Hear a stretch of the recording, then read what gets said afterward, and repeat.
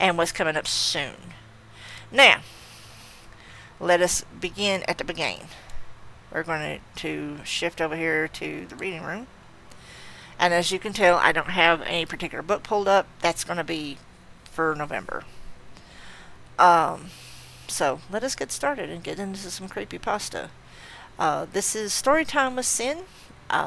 We are featuring creepypasta from the internet, with video game creepypasta being the focus. So please get your warm blankets, your hot cocoa, wrap up in front of your air conditioner if it's still warm where you are, or just snuggle down. And make sure the lights are turned on this time, because a fire in the fireplace might not be enough light for you today. Mwahahaha. All right, we're going to start first with this article from Medium. What makes a creepypasta? I'm going to basically hit the highlights of this article. I'm not going to read the entire thing. This is called. It's the first thing that must be accounted for when discussing creepypasta is where and how they were published. Much like how rules make a sport, the medium influences how art is created and distributed. Creepypastas were mainly crafted for posting on internet forums that focused on the spooky and the occult. Forums were popular in the 90s and 2000s as a way to discuss and share things of common interest among interested internet users. They are largely where seeds of modern fandom culture germinated.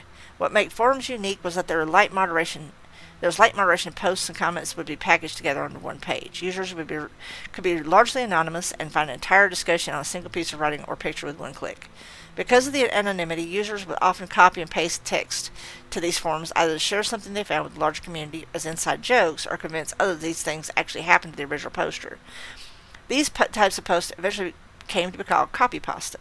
And that's what copypasta is. We still use that term today. And it's still, this kind of forum still exists, like under Reddit, sometimes Tumblr, things of that nature. This is where the term creepypasta originated. Using the model of copypasta, and somehow my chat just went funky, users would find or craft their own horror stories, which would then be shared by others, typically without giving credit to the source. It's kind of like the internet version of urban legends. These features of forums influenced everything that would make a creepypasta, which will be discussed more in depth later. This mass sharing gave these stories the feeling of urban legends or campfire stories. Like any story retold time and time again, the details would become warped and varied as they spread. Because of this, authorship can be difficult or impossible to determine. Sites like CreepyPasta.com have attempted to track who first shared these stories and when, but still, many are still anonymous. What a reader experienced depends entirely on where and when they first read a creepypasta or who shared it. Without these internet forums, creepypastas wouldn't be as fascinating a phenomenon. The medium where these stories were popularized shaped what is possible and successful in their writing. By the way, there is still creepypasta.com still exists, as does the Reddit is it Reddit subforum? Okay. The Reddit forum creepypasta as well. So if you guys are interested, you can always go back and look up creepypasta.com, or you can go to the subreddit for creepypasta in general. And this says types of creepypasta, and this is in my reading, I discovered that most creepypastas can be boiled down to two types: those meant to convey a first-hand experience or historical hearsay, and ones that create lore for a creepy image. While not perfect, these two categories are helpful to explain how of writing a creepypasta. Examples of the first category can be found in creepypastas like Ben Drowned, which is something we're going to touch on today, which is one of my personal favorites, 1999, or Sonic.exe. These stories are all written as retellings of spooky events that happened to the authors either in the present day or many years ago. Some others in this category are not about the authors themselves, but supposed historical events. The most famous of these is likely the Russian sleep experiment, where the author claims to be disseminating hidden tales of grotesque scientific practices. What links these types is a heavy focus on convincing readers. The other category focuses less on appearing true and more developing backstories and explanations for creepy images shared on these forums. Some of the most famous creepypastas like Slenderman, Jeff the Killer, and Smile Dog originated in this forum. Fandom is more of an influence in these type of stories. Those privy to original images wanted to participate in a network or shared character development and generate lore as a community. Eventually, someone would craft a story deemed acceptable by the group, and the picture and the story would share together as a creepypasta. That's why a lot of times you'll see the Ben Drowned has actually evolved into that too, because there's actually images, quote unquote, from the video, quote unquote, of how that happened. Despite the different differing origins of these two types, both have similar writing styles that are the final key to the unique craft of the genre. The style of creepypasta. The point of view. As previously stated, many creepypastas were written to convince readers that the events were factual experienced by the author. Because of this, the authors tend to rely on first-person writing. Since they are typically the main character of the story, this perspective makes sense. Third person can make the reader feel removed from the story and deliver details that would be unknown to the prospective character. First person feels more intimate, and if the details are framed as the character's experience, there is less room to declare something is contradictory. Altogether, this makes first person the easiest and preferred point of view for creepypasta authors. However, third person was used when the story was written like historical reporting or was part of the second category as previously mentioned. Stories like Gateway of the Mind, Polybus, and the Russian Sleep Experiment were written like a third person report, likely because their events are more extreme than other creepypastas and would prompt more questions if the author claimed first-hand experience. Changing the perspective in this instant makes them feel more believable. Third person instantly gives an air of hearsay and directs any potential questions on speculation rather than the author's experience. There's also the settings. Most creepypastas were set in the present day or during the author's childhood. While the easiest explanation is that they're drawing influence from their own experience, two other considerations might have made it more common. These stories needed to be convincing but not verifiable outside of the author's retelling, and referencing relevant pop culture with pre-existing creepy associations helped do this. Despite the most famous stories being written in the late 2000s, early 2010s, when online gaming and social media were plentiful, they focused on pieces of media and technology from around a decade before. For example, Ben Drowned uses a copy of The Legend of Zelda Majora's Mask in 1999, centers around a local cable television channel. Both of these stories are unique to their respective eras and are nearly impossible to duplicate, so the reader has to trust the author's retelling. Since games stored their memory on the cartridge, only someone with the exact copy from Ben Drowned could verify the story. Likewise, someone could need to watch the same local channel at the exact same time mentioned in 1989, or somehow had a videotape of the episodes. These pieces of media also rely on the audience's memory of quasi-eerie bits from popular media to sell their believability. Ben Drowned uses a statue generated by the Elegy of Emptiness song because it generates the Statue of Link, the main character of Zelda, with a blank stare and a painful-looking grin that players likely already thought was unsettling. Similarly, 1999 reminds me of the shows like Barney and Friends, which were creepy to many, myself included, meaning the author, because of the costume actor's mask with glossy, unmoving eyes and the disembodied voice. Using pop culture references incidentally utilizes a communications theory called the narrative paradigm theory.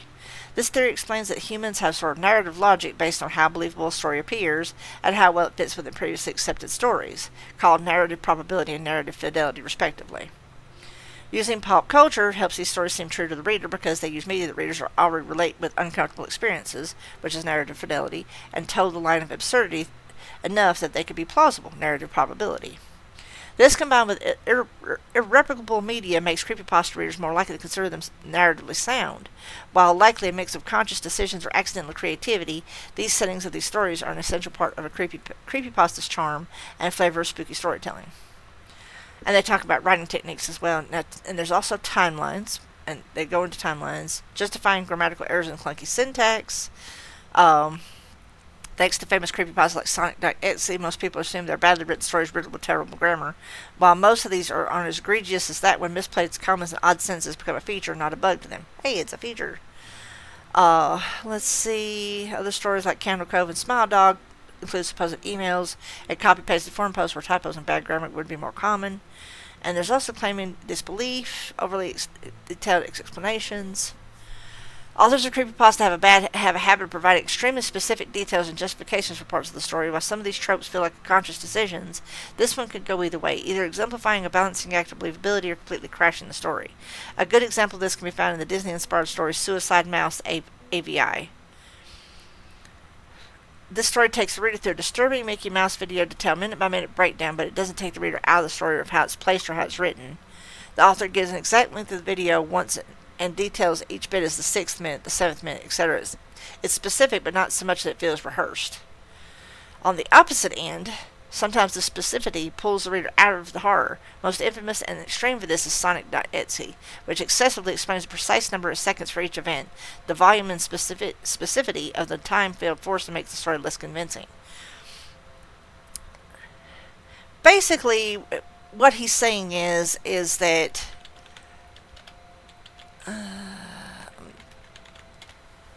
let's see if I can.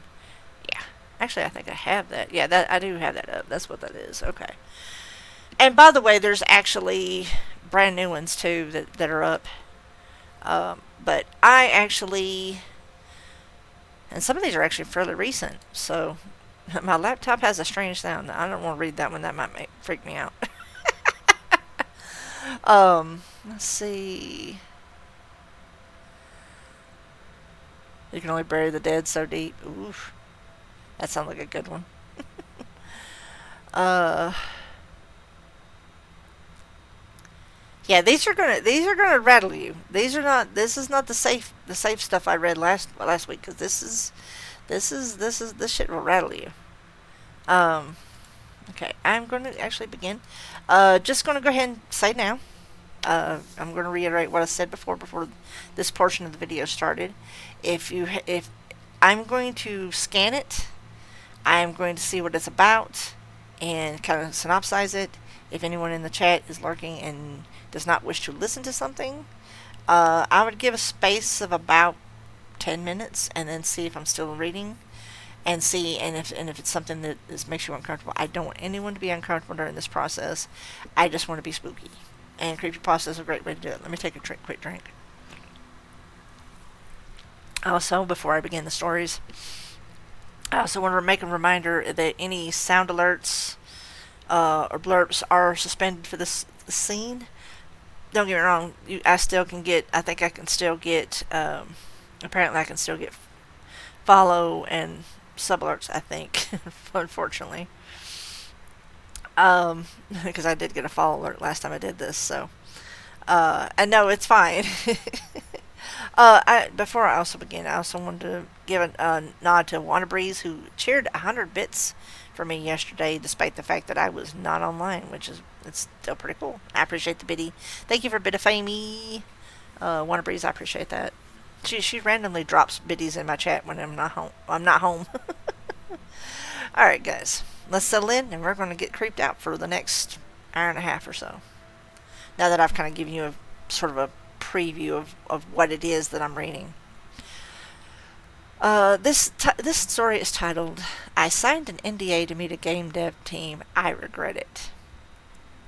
This is a story that's published on June 4th of this year, is referencing technology, the internet, and the deep web, video games and gaming, zombies and the undead, Brian A. Young, gaming, NDA, reanimation, video games, and it is 19 minutes of reading. Excuse me, it's one of their higher rated stories, so.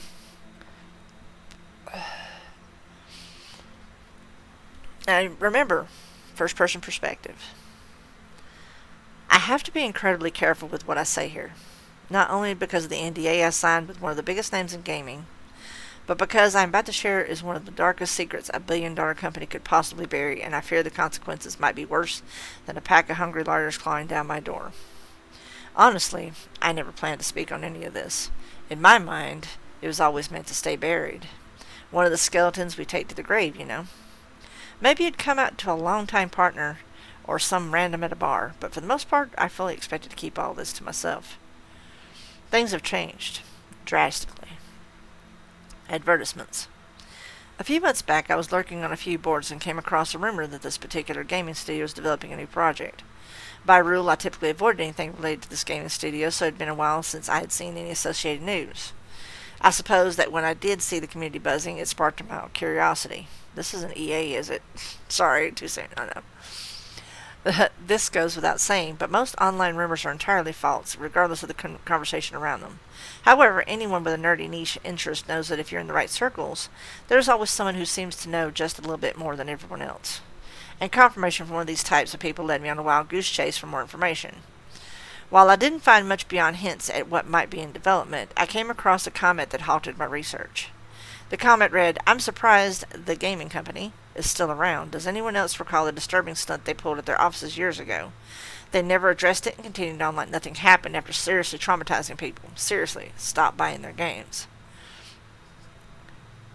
It was odd at the moment. I could feel my heartbeat rapidly increasing in my chest. I kept rereading the comment over and over because there was no way he was referring to what I thought he was referring to. 5, 10, 15 minutes later, I'm still looking at the comment, trying to deny what I knew had to be true. But why was I reacting like that? I'd seen the company's name and watched playthroughs of their game. Hell, I was doing research on them myself. Why was I reacting like this? Only now, on reflection, do I realize it's not about them. It's not even about me, not really. It's in the understanding that the experience was a shared one, not just my trauma, but the widespread silent trauma of everyone who had been there.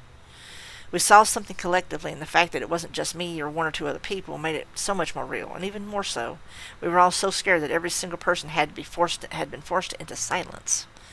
I quickly typed out a reply for the commenter to message me. Not good enough. After deleting the comment, I messaged them directly, hoping and praying for a response. Almost immediately after I did, they replied with a simple "fuck off" and blocked me. Great.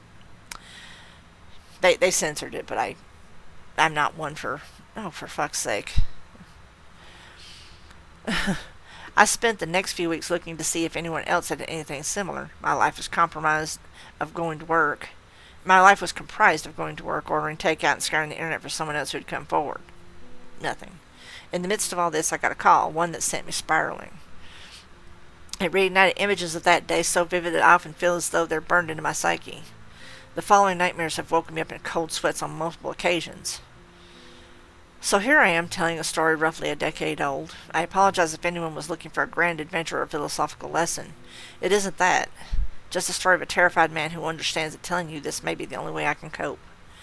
That's all I'm asking for at this point. I don't need a solution or even for those responsible to face justice. I just want to be able to sleep peacefully again. So there I was again, lurking on forums. This one in particular was dedicated to one of the most anticipated titles of the time from this aforementioned gaming studio. Exciting life, I know.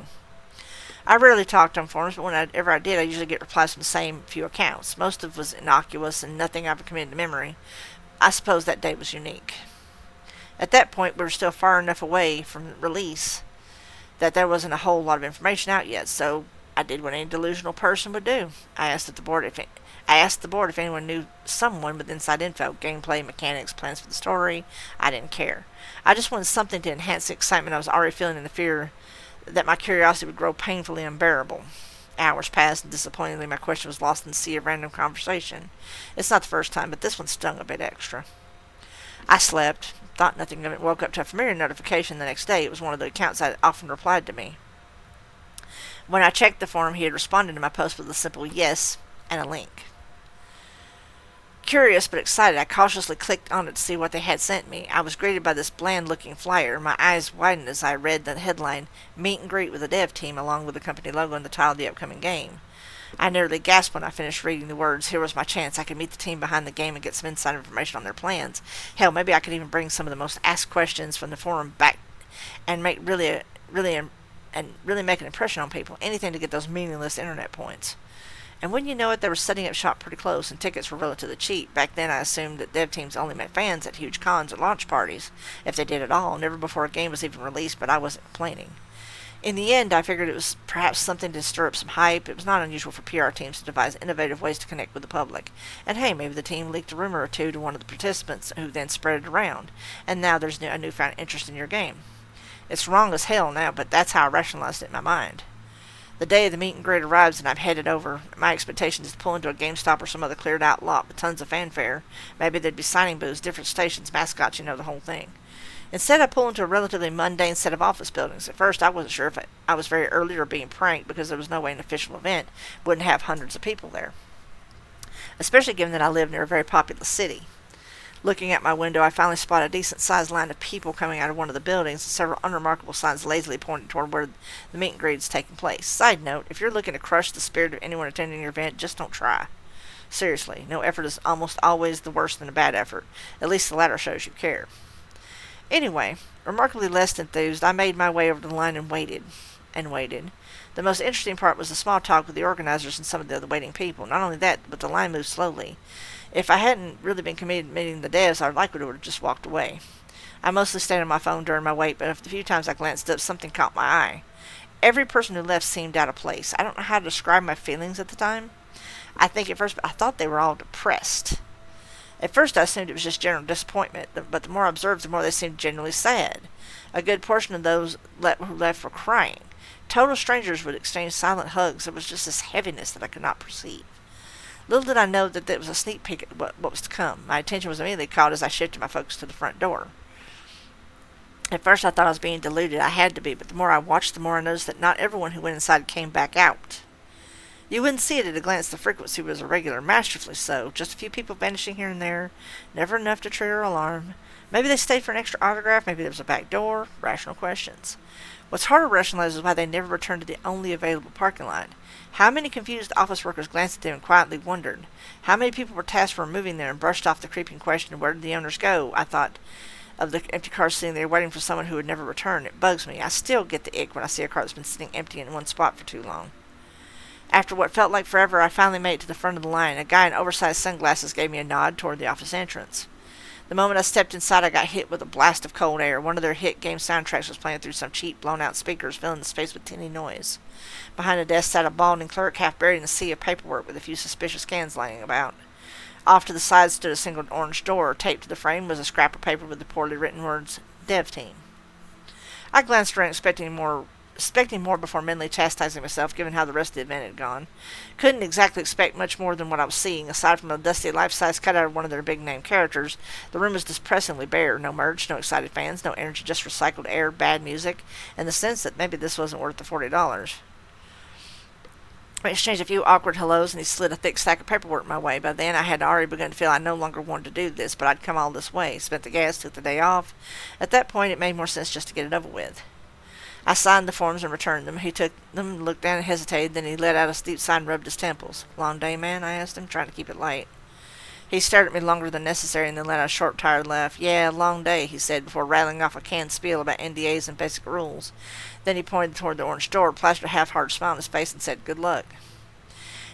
Now let me adjourn from the story for just a moment. Always read it before you sign it. That's pro tip. Don't give a shit how many pages, read it.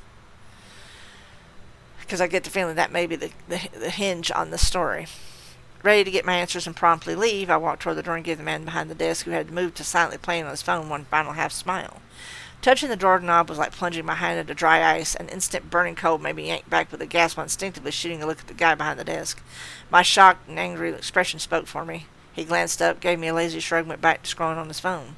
I wrapped my sleeve around my hand and tried again, gripping the cold metal through the fabric. This time the door creaked open. Inside, shadows swallowed everything. The only light came in the sickly blue glow of the scattered computer monitors. As I stepped in, the door clicked shut behind me. The awful music from the lobby vanished, smothered by the thick silence broken by a low electrical hum and a slight burning smell. Hello? I called out, my words eaten by the dark. I like to consider myself a rational person. I knew from the jump this whole experience was off, and whatever this was, it set my danger signals to 100. I spun back toward the door and reached for the knob, only to recoil again. It was colder now, not just cold, biting. My fingers stung on contact like I touched dry steel in a snowstorm. I forced myself to try again. It didn't budge.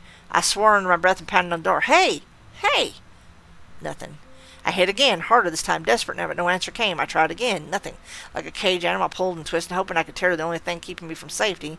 But with each failed attempt, the cold reality sank in that I was alone. The hum in the dark were my only company. I let out a frustrated scream into the nothing before turning the face of the dark room again, my eyes strained, hunting for some of the way out. Anything that wasn't a dead end. I crept toward the soft glow of one of the computer screens, moving slowly when my shin knocked into something solid. I froze. Reaching out, my fingers brushed against the back of something hard. Cautiously, I felt around the object until my mind pieced together from what it was from the little light in the room. It was a chair. Figuring maybe I could use it to reach a vent or something, I swirled the object toward me, and before I even had time to process why, I was already falling back hard onto the floor. Someone was sitting in it, slumped, still, almost posed.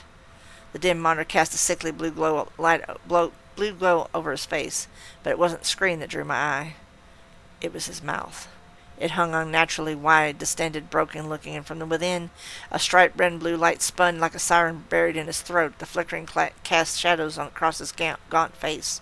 Dancing over skin pulled tight to the bone. Whatever fat or muscle he'd once held was long gone. He looked consumed, like he'd been starved from the inside out. His hands gripped the arms of the chair so tightly they seemed fused to it, flesh sunken, knuckles bone-white, fingernails blackened. His clothes hung off of him in tatters, dusted in long strands of white hair that looked like they had once belonged to a full head of shoulder-length hair. But it was his eyes, or the absence of them, that made my breath catch. His eye sockets gaped almost impossibly wide, empty but surgically clean, not a drop of blood, not a shred of tissue. Just polished hollows where his eyes should have been, and yet somehow they weren't empty. because inside each socket suspended in the void spun another light identical to the one in his mouth, red and blue, rotating, silent, hypnotic. I found myself staring, trapped in those pits, caught in the endless cycle of color and motion. I don't know how long I was lost there, only that I snapped out of it with a sharp slap to my own face, and then I kicked the corpse away from me hard. My breathing turned erratic, my thoughts were a storm of confusion and panic. I had to find a way out, now. I shot to my feet, fumbling for my phone, and flicked on the flashlight, desperately looking for another way out, but nearly dropped it when something on the man's shoulder caught my attention. On the man's monitor caught my attention. Lines of code were appearing on the screen, then vanishing, then reappearing as if someone were typing and deleting in real time. I moved to the next workstation. Another body, same position, same spinning lights. Code was being written there as well. I moved to the next, and the next. Every screen, every corpse, every one of them still writing. I'm no game developer, but I couldn't stop myself from looking closer. Even with my limited understanding, it was clear this was game code. Someone had to see this. I hit record and made a second round, capturing all the bodies in their workstations, hoping that as soon as I got out, I'd take it to everyone I could think of, the police, friends, family. Hell, I'd drive to the state capitol and show it to the governor if I had to. Whatever was happening here couldn't be kept a secret. And then the silence broke. It was subtle, barely there. In any other setting, I might have missed it entirely. The faintest sound of an inhale. I turned toward the sound, my heart hammering against my ribs. One of them, the one nearest to me, its jaws twitched. A tiny, grotesque motion like it was struggling to open wider to pull in more air. I stepped closer. The mouth opened further, joints clicking. The breath came again, deeper this time. They were breathing. I turned on my phone's flashlight, desperately looking around the room for a way out. And the lights, God, the lights in their eyes started spinning faster, the speed increasing in sync with their breaths. It was like they were waking up. I turned my phone's flashlight back on and swept it across the room. Panic now in full bloom. There had to be another way out. There had to be. But the walls were bare, no windows, no vents. I was alone with the glowing screens and breathing corpses. I turned and bolted to the door. I grabbed the knob again. This time the cold was even deeper. It burned my skin, but I didn't let go. I couldn't, all the while I was banging and screaming at the top of my lungs. Please, for the love of God, help me. Bang, bang, bang. The breaths were growing deeper, heavier. I knew I was running out of time. I slammed my fist against the door harder, faster. From behind me I heard it, the soft creak of old chairs turning in unison. Bang, bang. Help, I screamed. Desperate, raw. A wet cough echoed from the room. One of the corpses was waking up. They were coming. God damn it, I yelled. And then daylight. I flew out the tiny crack, turning for a final glance just in time to see one of the corpses illuminated by the light, its neck cracking as it fully rotated toward me. Its jaw popped as I attempted to communicate, and then in a loud whisper that didn't match the movement of its mouth, it spoke. Standing above me was the man from the front desk, arms crossed, face twisted with barely concealed annoyance, like I'd spilled coffee on his favorite keyboard. "All right, that's enough," he said flatly. "You need to leave." I scrambled upright, gasping, trying to piece together a coherent sentence. Anything to make him understand. I babbled about the bodies, the lights, the breathing, the code. He held a finger to his lips and then pointed at the door, all the while giving me a look that clearly stated, "You're crazy." I stared back, confused. How could he not get it? I wasn't crazy. I'd seen what I saw. The man himself was mere feet from the door, and if others were experiencing the same thing within minutes of each other, I'd imagine all of them would be as disturbed as I am. So what the hell? At first, I didn't want to leave. I couldn't leave. There were people in there who clearly needed help, and I'd already seen others go in and never come out. I begged the man to listen. That's when two large guys materialized out of nowhere and physically removed me from the building. No discussion. Later, I got a text, no pleasantry, just reminded that everything I saw and heard that day was protected under the NDA I signed, and with a warning that this company had no qualms about launching life-ruining lawsuits to protect its secrets. At first, I didn't care. What I had recorded clearly crossed the line. This wasn't a breach of contract, but a serious criminal offense. Then I tried to check the footage. Corrupted. Every file. Of course. The only thing left was to call the police. I lied. I said there were sick people inside, possibly in danger, but I didn't stick around. I couldn't bring myself to be there when they showed up. To this day, as far as I know, there's never been a news story, no investigation, no PR nightmare for the company, only silence. I wish I could take anything from any of this. As far as I know, I don't have clinical depression, but I felt like I was right there for a couple months. The game eventually came out to great reviews, and of course I couldn't bring myself to play it or any of their other games for that matter. It's weird. You'd think any mention of that studio or their IPs would send me into a full-blown panic. But it's not like that, not at all. I do have this lingering dread that follows, but it's almost like my abject fear is stuck in that place, or rather with that place. I mean, hell, I don't even know whatever I experienced had anything to do with the studio in question at that point. I conducted research on who was involved with the actual game, and none of the names of the development team that I allegedly met were listed. But still, they were coding something, right? I mean, I saw them building a game. I think of all of this. The thing I think back on most is when that last corpse turned to me, he said something that was undeniably the most true thing I know about the situation. He said, "I'm in hell." Whoever you are or were, I'm sorry. last thing. And I almost forgot this one. For a while, I was getting these weird calls. At first, I thought they were just promotional robocalls telling me to buy their games because I had been placed on a list somewhere. One day, I grew tired of the spam and said something less than pleasant on the phone. Immediately, the guy on the other end pauses and tells me, "Remember to keep your fucking mouth shut." He proceeded to list off my home address and where I worked at the time. Then he hung up, and for years, he never called back. It wasn't until after I tried communicating with that random commenter that I finally received another call. That call set me on the path here today. He didn't speak for long. He didn't need to. I'll remember his words forever. He said, "You almost broke your silence. It's too bad. We know you have great eyes for gaming. Next time, we'll use them." To this day, I don't know what to do with that. For anyone asked, no, I'm not saying the location of the offices or releasing any information about anything. I just can't. Even if I could, I don't believe anyone should be digging into this. Honestly, I wish I could end this off with something, I don't know, important, meaningful. However, I don't have anything to offer. Like I said earlier, I'm just a scared guy that needed to vent. However, I appreciate anyone who took the time to read this. At the very least, I can offer you this parting piece of advice. Be really careful which doors you step through. You never know what you'll find on the other side. I say that was actually a really good one to start with. We do have an ad break in about 5 minutes. They're quick with it today. It took 40 minutes for it to kick in. I'm going to go ahead and pull up a couple stories. Let's see.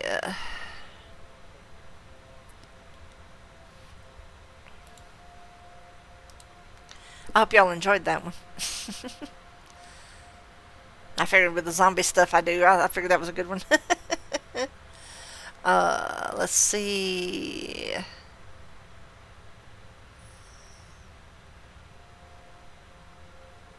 That's a good one. That's very much in the let's see. I'm trying my best to curate it to where it's not just like. Let's see.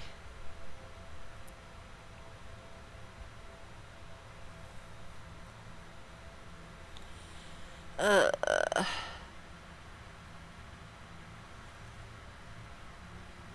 the Bethesda. Oh my goodness, the Bethesda cult. Interesting. Uh, I should read that one just for the Destiny players in the audience. Not Bethesda. Not Destiny, but Fallout. That should be fun. uh. Oh God.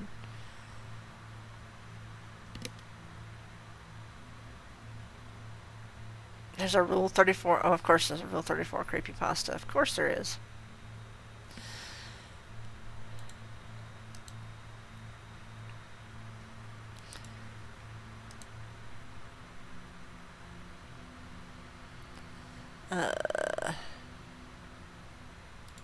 Oh, that should be good. Definitely gotta read that one because, well, if I don't end the stream, if I don't end this section of the stream without Ben drowned, I should say. Excuse me, Ben drowned. I'm not doing my due diligence. Oh, I was about to say, is that it? I didn't think so. Let's see. Kendamari. I mean, I'm not reading all these. Oh God, I'd be here. The fuck? There is something happening outside my window. Oh, I think there's a cat fight happening outside my window. I was like, you should not be reading creepy stories and suddenly there's activity outside your window. It scares the piss out of me. Just slightly. And of course I'm going to read the Sonic Xe, of course. Let's see. I'm just basically scanning for good stuff that I think would be topical. I don't want to overdo it.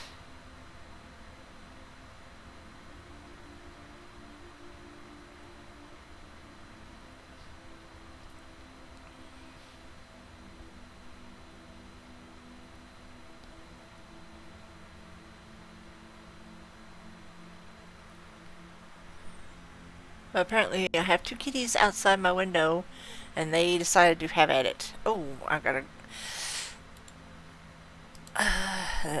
read the Lavender Town one. That's also one that's very prominent.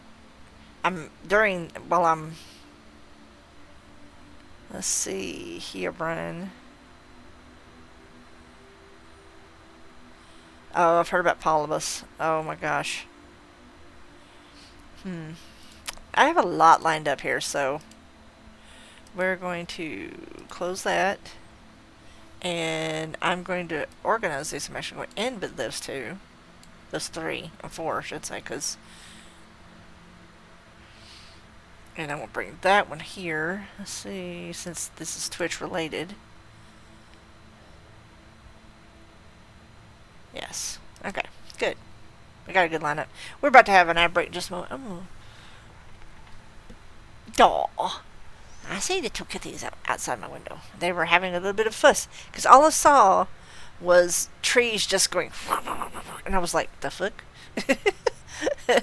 And the CreepyPasta does have a YouTube channel, just to let you guys know.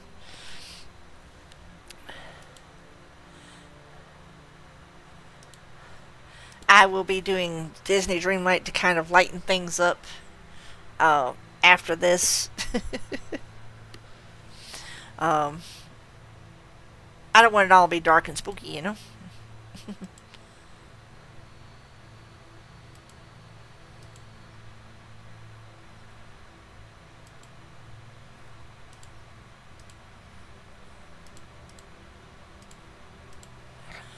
I hope everybody's enjoying this. And it is, like I said, it's a little darker than usual. I don't usually go this dark, but you know. I was going to basically split the difference. I was going to do 2 hours of this and then 2 hours of gaming. And yes, I can do 2 hours of Dreamlight, no doubt. But yeah, they're very similar. I think they're litter mates because they are very similar in coloration. I think they are kissing and making up now. Maybe not. Oh my goodness! You guys should see this. I wish there was an ad break going on. There's fur flying. I hope they're going to be okay. But it's like suddenly I see legs and tails and things, and they're having at it. They are not happy with each other whatsoever. I think that one sees me and says, I see you. Yeah, you're very cute. Apparently they're not getting along too well.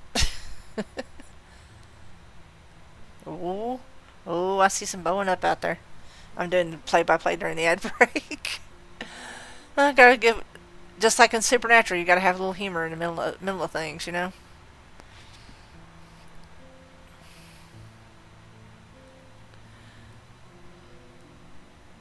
I think they kind of hear me through the window, too. It's okay. You two don't need to fight. It's alright. I have not opened up any creepypasta in forever. And it's a good forum, no pun intended, for spooky time. I need to vacuum my floor. I'm being very random right now.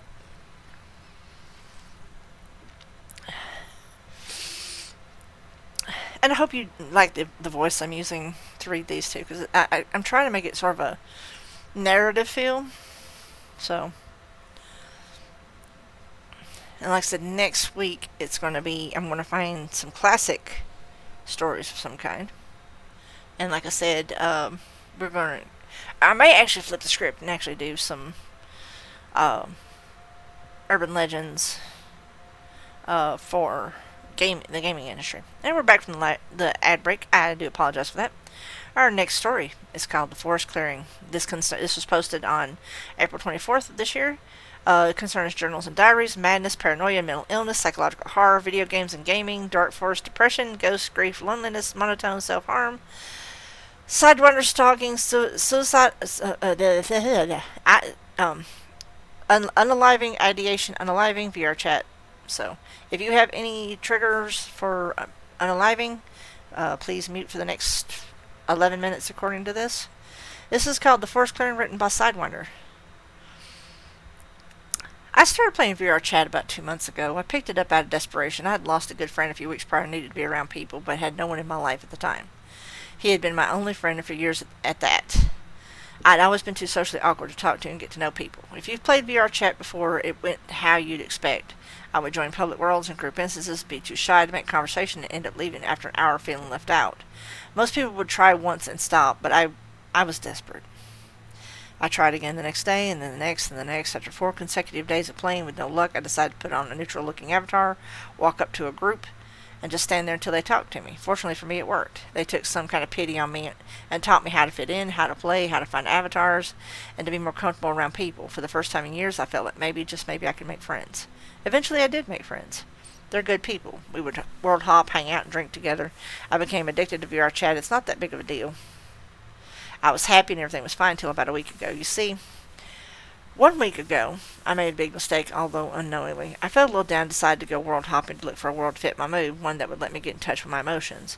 I used the keyword dark for my search, thinking I might stumble upon something serene yet moody. That's when I discovered Dark Forest Clearing. As far as I know, it no longer exists. I will still find poorly made copies of it occasionally, but not the original. I don't remember the author's name. I didn't think to check it. I never do. The thumbnail of the world was monotone, depicted a dense network of tall pine trees, all of them scalped in black. A thick, light gray fog surrounded the base of each tree, letting through only a minuscule amount of detail, and in the center on the ground was a narrow and dark path. Fading into the fog, contrasted by the otherwise gray, flat ground. The picture was taken a short distance above the ground, tilting slightly upwards. From what little was visible of the sky, it was possible to make out dark gray clouds. The world looked depressing overall. It was just what I needed. Solitude, a place within calm, yet obscured fjords to rest and think for a while. I didn't need nor want to see a beautiful sky. I needed peace of mind. A monotone world to fit my monotone thoughts. There was no group or public instance open.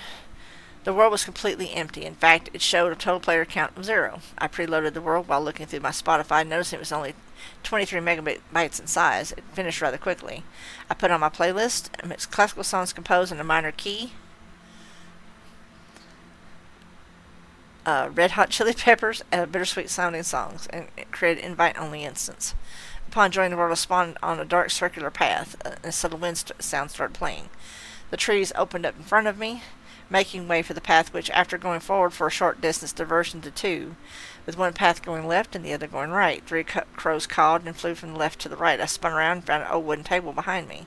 On was a note and an unlit red candle. The note read, "A choice lies before you. To find what you seek, you must light the candle and make the right choice. Knock thrice, uncover the lies, but beware, danger lies ahead." I stood there for a bit. Had I just unknowingly entered a puzzle or exploration world? Maybe the world hasn't been what I was looking for after all. I opened up the menu, checked the description for it. It was empty. I exited out of the menu and read the note again. It didn't even rhyme, but I might as well play along. Sometimes worlds like this have hangout spots. If this one did, it would still be perfect for me, and once I felt better, I could keep my mind occupied for a bit. I looked over the note one more time, attempting to commit its contents to my memory. I noticed the word right has a different color, and the crows at the start had flown to the right. Maybe that was the author's way to hint that the path going to the right was the correct path. I turned back around and started down the path. The path, although straight at first, became unpredictable, winding, and even narrower the further I went. After walking for about 30 seconds, the path became narrow and I faded to the point where it was impossible for me to tell whether or not I was even following it anymore. Instead of following the path itself, I tried to follow the gaps between the trees. It seemed to work for a while, but eventually I ended up at a dead end. I stopped. The wind was howling, creating a noise not too different from a strong draft in the house. I turned around and found a black void spontaneously appear and grow within my chest. I did my best to head back the way I came. I walked for 30-odd seconds. Nothing. I kept walking. The atmosphere creeped into my mind, causing me to hesitate for a moment. My room was cold. I felt the void consuming me. I felt scared. I opened up the menu and tried to go home. The game wouldn't fade out. I exited the menu and kept walking. I heard the ground moving. Footsteps. Had they always been that loud? Were the footsteps even mine? I opened the menu and tried to go home to my homeworld again. Nothing. The footsteps grew louder, but I was standing still. I exited the menu and kept walking. The footsteps grew louder. They were behind me now. I heard what sounded like quiet sobbing. I freaked out. I lifted my headset and held the power button, turning it off. I made the shutdown noise and I breathed a sigh of relief. I sat there for a moment before realizing that I had discovered a horror puzzle world. Great, just what I needed. I equated the inability to go to my home world to me panicking and missing the button twice and decided to listen to my playlist in my bed. Later that night, I hopped on again to hang out with a friend. Nothing seemed off at first. We world hopped for a bit and joined public lobbies, eventually settling on a private group instead of a hangout world, taking place on a rooftop of a big white building. We relaxed, talked to people, told stories, and had an overall great time. That is until I saw him. He stood out like a sore thumb. How could he not? A person using a monotone avatar depicting a tall man in a black trench coat with a glowing white face was standing in the distance, partially covered by a planter. The avatar had an open mouth, showing a rectangular black square, and his eyes were wide, always staring at me. I couldn't make out any more details. He was too far away. I conversed with my friend for a bit before eventually telling her that he had been staring at me. She looked around before fixing her gaze toward the planter and went quiet. "Let's move to a different spot," she mumbled. I didn't argue. It's not unusual for someone to stare at you randomly in VR chat, but something felt different about this person. It was as though they were somehow staring at me with intent. Despite moving to a different spot, it only took a few minutes for me to notice him again. This time he was standing on top of the staircase leading to a sky pool. I told my friend that he was there again, staring at me. She nodded and told me to switch to another instance. I didn't hesitate. We thankfully didn't spot him again for the rest of the night. It made it easier for me to shrug him off as a socially inept stranger. The next day I got off work early and hopped on VR chat. None of my friends were online side to side drive around solo in a car world depicting a lit up city at night. I put on one of my playlists, a mix of Eurobeat and techno, and started driving around, going as fast as I could without crashing. As I was about to take the second corner on the track with a drift, I heard a faint sob. At first, I thought nothing of it. I could have imagined it or misheard the tires skidding on the track. Then I heard it again as I straightened out. I had definitely heard it right the first time. The world was playing a faint sob. I shifted up again and listened closely. Nothing. I finished the rest of the track and started a second lap. As I took the second corner again, I could have sworn I saw a bright white light glowing just beyond the track's walls. I heard the sob again, except this time it didn't stop.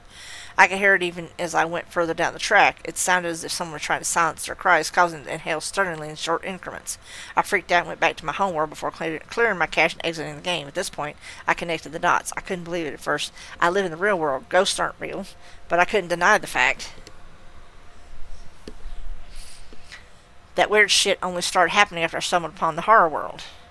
After deliberating for a while, I eventually decided to go back to the world and see if it had any answers within it, but I was too freaked out to do it that day. I waited 2 days. During that time, none of my friends tried talking to me. I'll admit, it hurt a little bit, but I managed. When I finished building up the courage I needed to go back into the world, I put on my headset again and booted up the VR chat. I found the world in my recently visited tab and stared at it. It felt dumb, but was there any other explanation? A monotone world, a monotone man, and sobbing. Besides, what harm could any of it possibly do to me? It all took place in a game I'd been using to find people to hang out with. I chuckled softly, enjoying the world, creating an invite-only instance as I did. Upon spawning in, I was greeted by the same sight I'd remembered. The crows crawled and flew across the path once again from left to right. The wind was howling. I turned around, lo and behold, the table was there, note and all. I went up to it and reread it, thought back to the first time I explored. Did I light the candle? The note had clearly told me to light the candle before moving. I face-palmed instinctively, accidentally hitting my headset with my controller as I did. I moved my hand toward the candle. I could interact with it. I clicked on it and the wick caught fire. I turned around and noticed something. This time on the tree in the middle of the forking path there was an old wooden sign covered in white lettering. I walked up to it and read as follows. "Welcome, stranger. The answers you seek lie before you. Make the right choice." I moved my hand closer to it and noticed I could interact with it. Upon doing so, the text changed. It now read, "A question will be asked at every step. Answer truthfully." I interacted with it again. "Have you been visited? Move right if so, if left if not." What kind of arg bullshit was that? Have I been visited? By whom? I pondered that for a moment. I guess so. I followed the path heading right. After walking for about 30 seconds, the path became narrow and faded. I kept walking. After what felt like minutes, the path picked up again. The world had changed. The path took me into another fork in the road. This time, there was a worn-out, rustic-looking house in the middle. I could see through the gaps in between the planks that it was made of. The house only had one room. Inside it was a warm light source, possibly another candle. I walked to the door and paused. The note had said to knock thrice. I couldn't interact with any part of the front of the house except for the door, which allowed me to open it. I made a fist with my hand and moved it toward the door, knocking on it 3 times. There was no way to tell if it registered my knocking as my hand moved through the wall. I stood there for a moment. I had knocked thrice. I guess I could open it? My thoughts were interrupted by the door suddenly swinging open on its own, revealing a dull interior.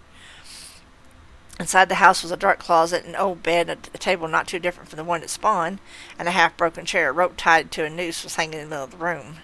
On the table was a note. "The path you're heading down does not have a happy ending." I froze, not because of the note, but because I thought I'd heard something. I listened intently. I definitely heard something. Footsteps, subtle, quiet footsteps, slow and determined. I looked back at the note and kept reading. "To the left lies salvation, to the right you'll find answers." I thought back to the note spawn, uncover the lies. Was it referring to this note? The footsteps grew louder.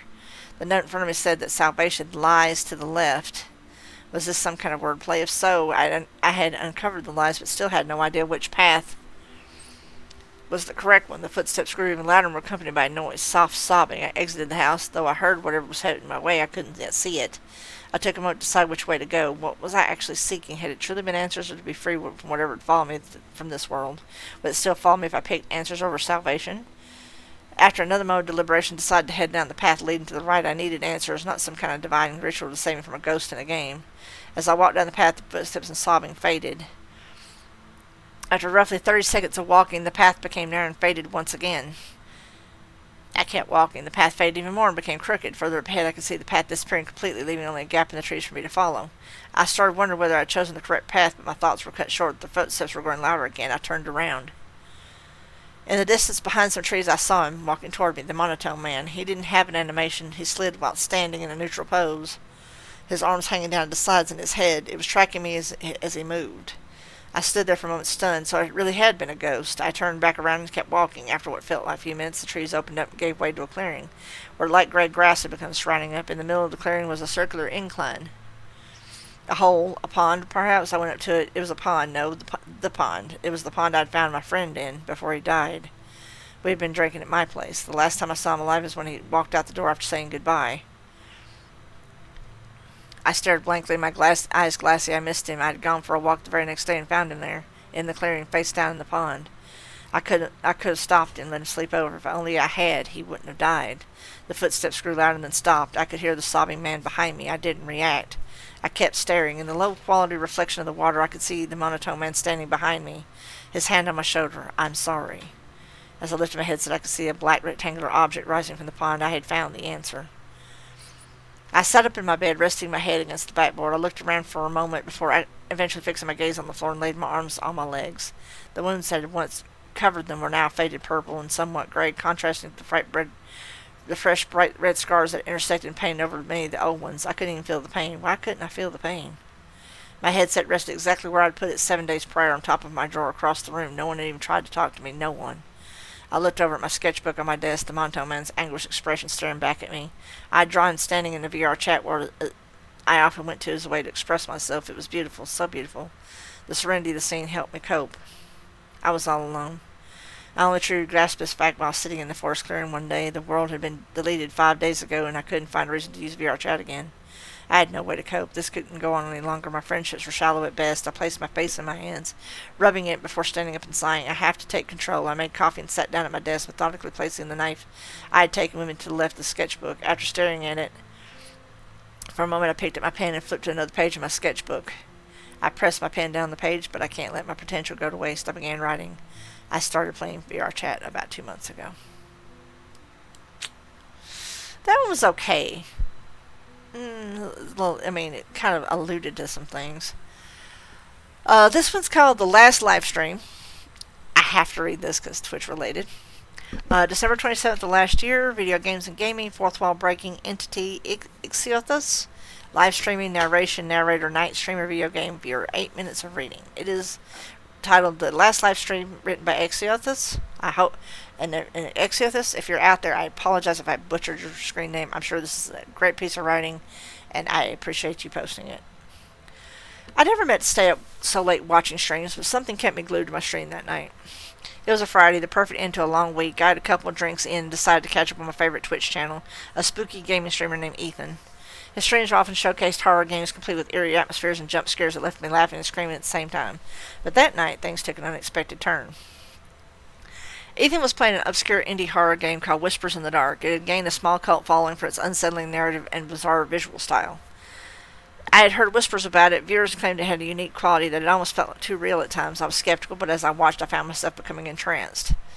As the game started, the graphics had a grainy texture reminiscent of old VHS tape. The protagonist and nameless character found themselves alone in a decaying house with nothing but a flashlight. It wasn't long before Ethan began to joke about the game's uncanny atmosphere, the way the shadows twisted unnaturally, and the whimpering sounds that echoed through the lonely corridors. I laughed along with him, but couldn't shake off an odd feeling. As the game progressed, I started to notice something that was off. An unsettling familiarity crept in my mind. The layout of the house, the creaky floorboards, and the whispering voices in the background felt almost personal. I could have sworn I'd seen it somewhere before. Ethan's reactions were entertaining at first, but soon they began to change. His laughter faded into nervous chuckles. Occasionally a flicker would cross his face as if he were experiencing something just out of reach. I couldn't help but lean in closer to the screen, caught between anxiety and anticipation. "What was that?" he muttered, peering into the darkness of the game.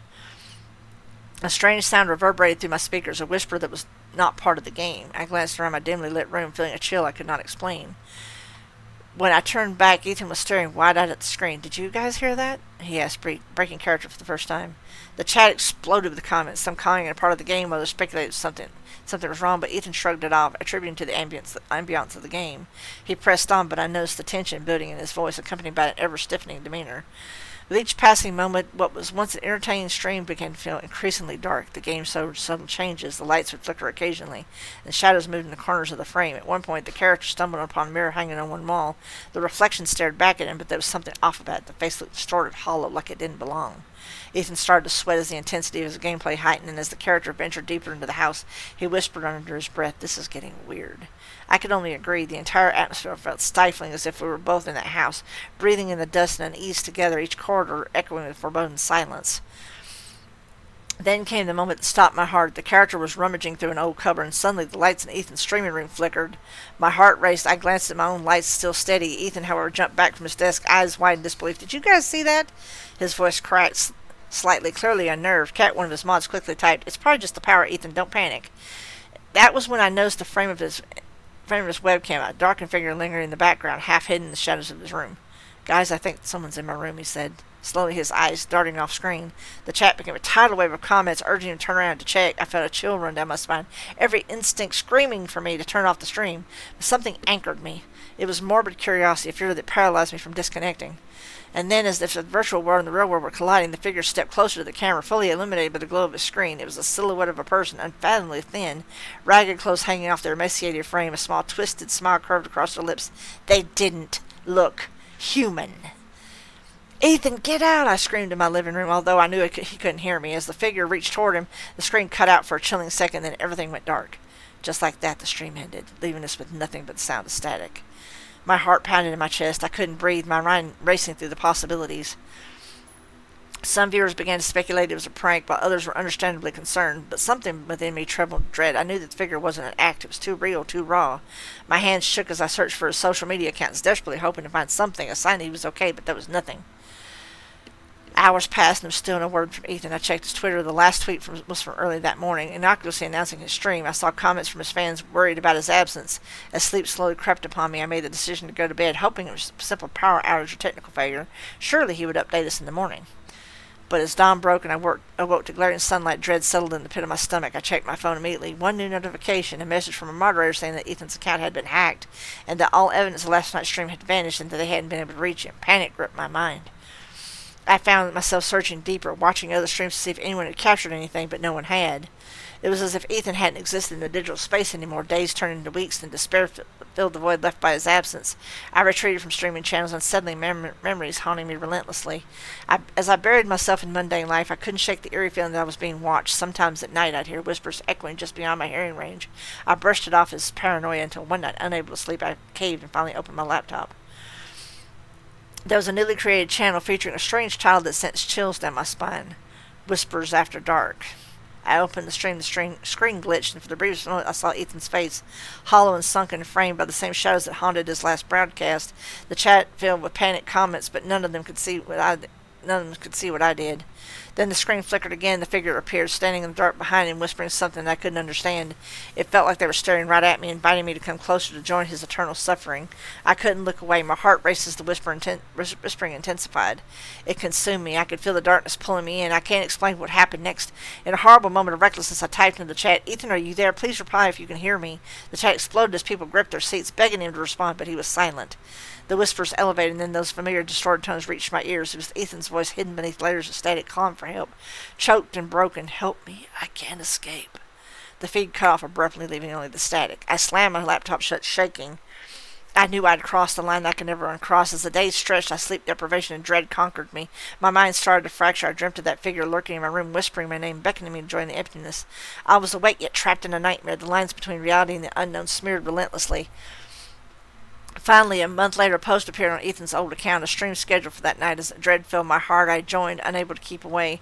The stream loaded and darkness enveloped, but there was no Ethan. The same figure stood under the flickering lights, twisted and grotesque as they grinned unknowingly into the camera. They beckoned to the viewers, inviting everyone to enter the long-forgotten house. I felt icy fingers wrapping around me, pulling me deeper into the screen. "Join us," its voice echoed in the back of my mind. "There's room for you in the dark." As I understood, I felt the pull. It's terrifyingly easy to linger in this emptiness. I've already lost everything, and as I sit here before my screen trembling, part of me knows that soon I'll answer that call. Soon I'll join them. Just one more whisper until I'm nothing but a voice. I don't know how long I can hold out. I can feel the walls closing in, the shadows creeping closer. Ethan might have been the first, but he won't be the last. That darkness isn't done with anyone who watches, and it wants me to. You must remember this. Wherever you do, don't go looking for him. The whispers in the dark can call to you just as easily. Oh, that was a good one. That one had me. That one had me for a little bit. So I was like, yeah. That one had me. That one got me a little going there for a little bit. I was like, I'm checking things right quick.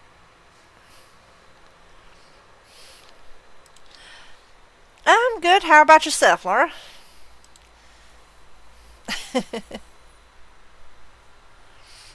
Welcome in. Welcome in. I do appreciate you being here.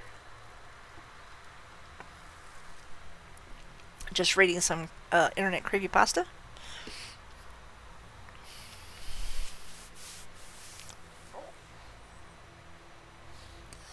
I'm about to start another story here in just a moment.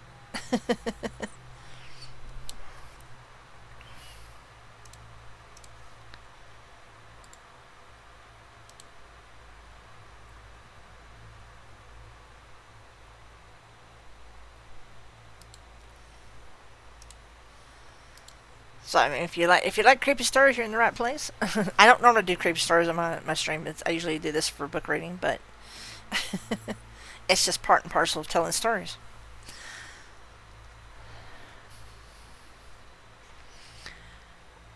And I'm about to start another story. This one's about, it says 18 minutes of reading on this one. Oh, good. Like I said, there's plenty to be had. This is called the Twitch stream. Ironically enough, posted in July 19th, 2019, involves technology, the internet, and the deep web. Video games and gaming. Connor Phillips. Games, gaming, internet, live streams, live streaming. I don't mean to alarm anybody, but I think we're being followed. Laura Woodruff has joined the library. Welcome. Thank you. Hope you enjoy your stay. Appreciate the follow. Streaming technology, Twitch, video games, and 18 minutes of reading. It is written by Connor Phillips. Hence and then apparently he has a video alongside it, but I'm not going to play that, of course. I'm one of the biggest streamers on Twitch. I play games spanning all genres, and my streams consistently get over 20,000 viewers. Well, good for you. Sorry, I couldn't help but be a little snarky on that one. I love what I do. It's taken me many years to get to where I am today, and not a day goes by that I wish I was doing something else. That is until the horrifying events of last Friday happened, which has shaken me to my very core and left me wondering if I ever stream again. The stream started normally. I powered on my face cam, loaded up my Twitch interface, and then went live. My viewer count immediately jumped to 2,500, and within a few minutes it was at 10,000. Like I say, lucky you. Although this has been the norm for at least 2 years, watching that viewer count rise so quickly still makes my heart race inside my chest. It makes me remember all the streams that I did back in the day, when 5 viewers meant that my stream was popping off, and receiving even a tiny donation sent my head spinning through the clouds. I do not. I just have a PNG for now.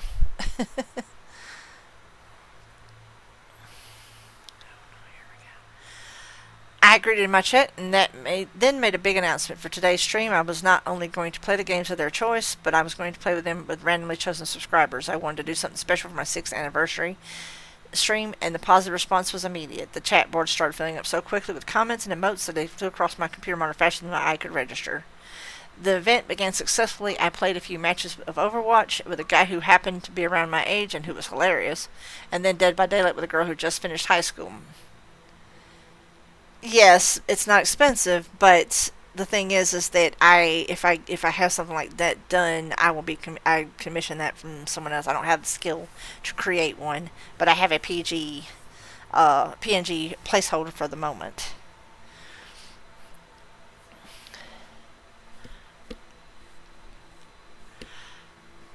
My stream quickly rose to 50,000 viewers and might have reached 100,000 had things not turned out the way they did. As it stands, the stream took a frightening turn while I was playing with the third subscriber of the day, a 7-year-old kid named Tanner. Hello, D, he said after joining my Discord server, opting to call me my nickname instead of my streamer name. Hey, buddy, I said. I could immediately tell by the sound of Tanner's voice he wasn't any older than 10. For this reason, my initial thought was to discreetly find a way to dump him in and pick a different subscriber to play with. It's not that I have anything against kids, I just feel uncomfortable streaming with somebody so young. I didn't want to do or say something that might upset him. And I also wasn't sure how my chat was going to respond. I have zero tolerance. I'm actually a graphic designer myself, and I actually have friends of mine that do commissions for VTuber models. While I appreciate the question, I have to say no thank you, but I do appreciate it. I appreciate the offer.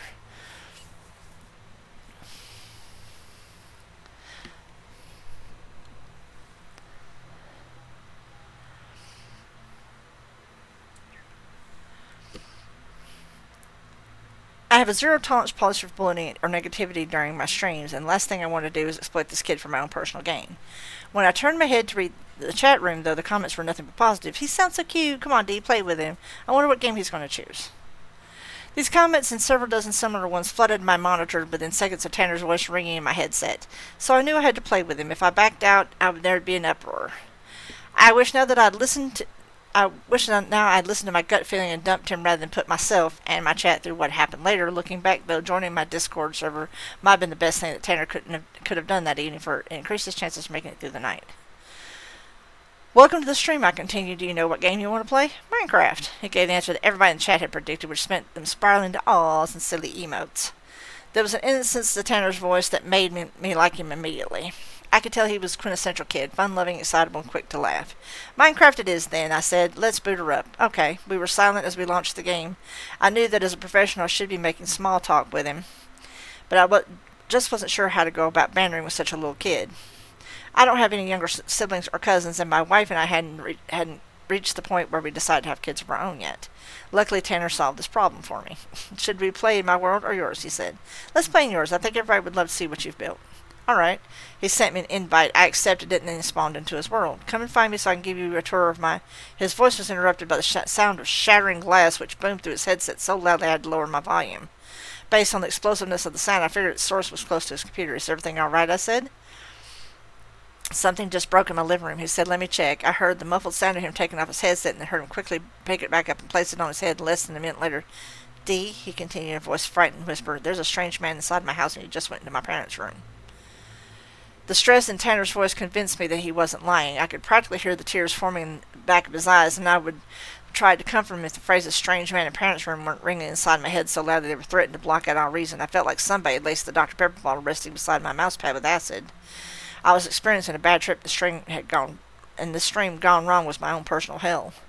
It was the realization that I was still maneuvering my character in Minecraft that finally snapped me back to reality. Here a child was in the middle of experiencing a life-threatening event live on my stream, and there I was mining a tree for its logs with my bare fist as subwoofer lullaby pulsed gently through my headset. The shame I felt at my selfishness and forever caring so much about the view counts and the fickle comments of my chat still lines my throat to this day. I closed down Minecraft, yanked my hand away from the mouse, and then placed my focus solely on the microphone and the sound of Tanner's voice. Everything that I normally cared about while streaming, I buried under my desire to help this innocent kid who probably fell asleep every night watching my YouTube videos on his iPad. Doing my part to save his life was all that mattered. Tanner, I said, you need to call the police immediately. You by the phone?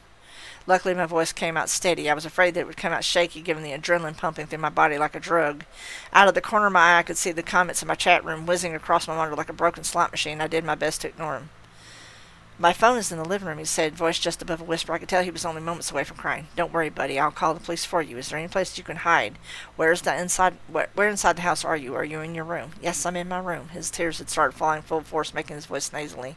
The distant scream of a woman erupted in my headset. The scream sounded painful and guttural, as if whoever was making it was having their vocal cords torn out one thread at a time.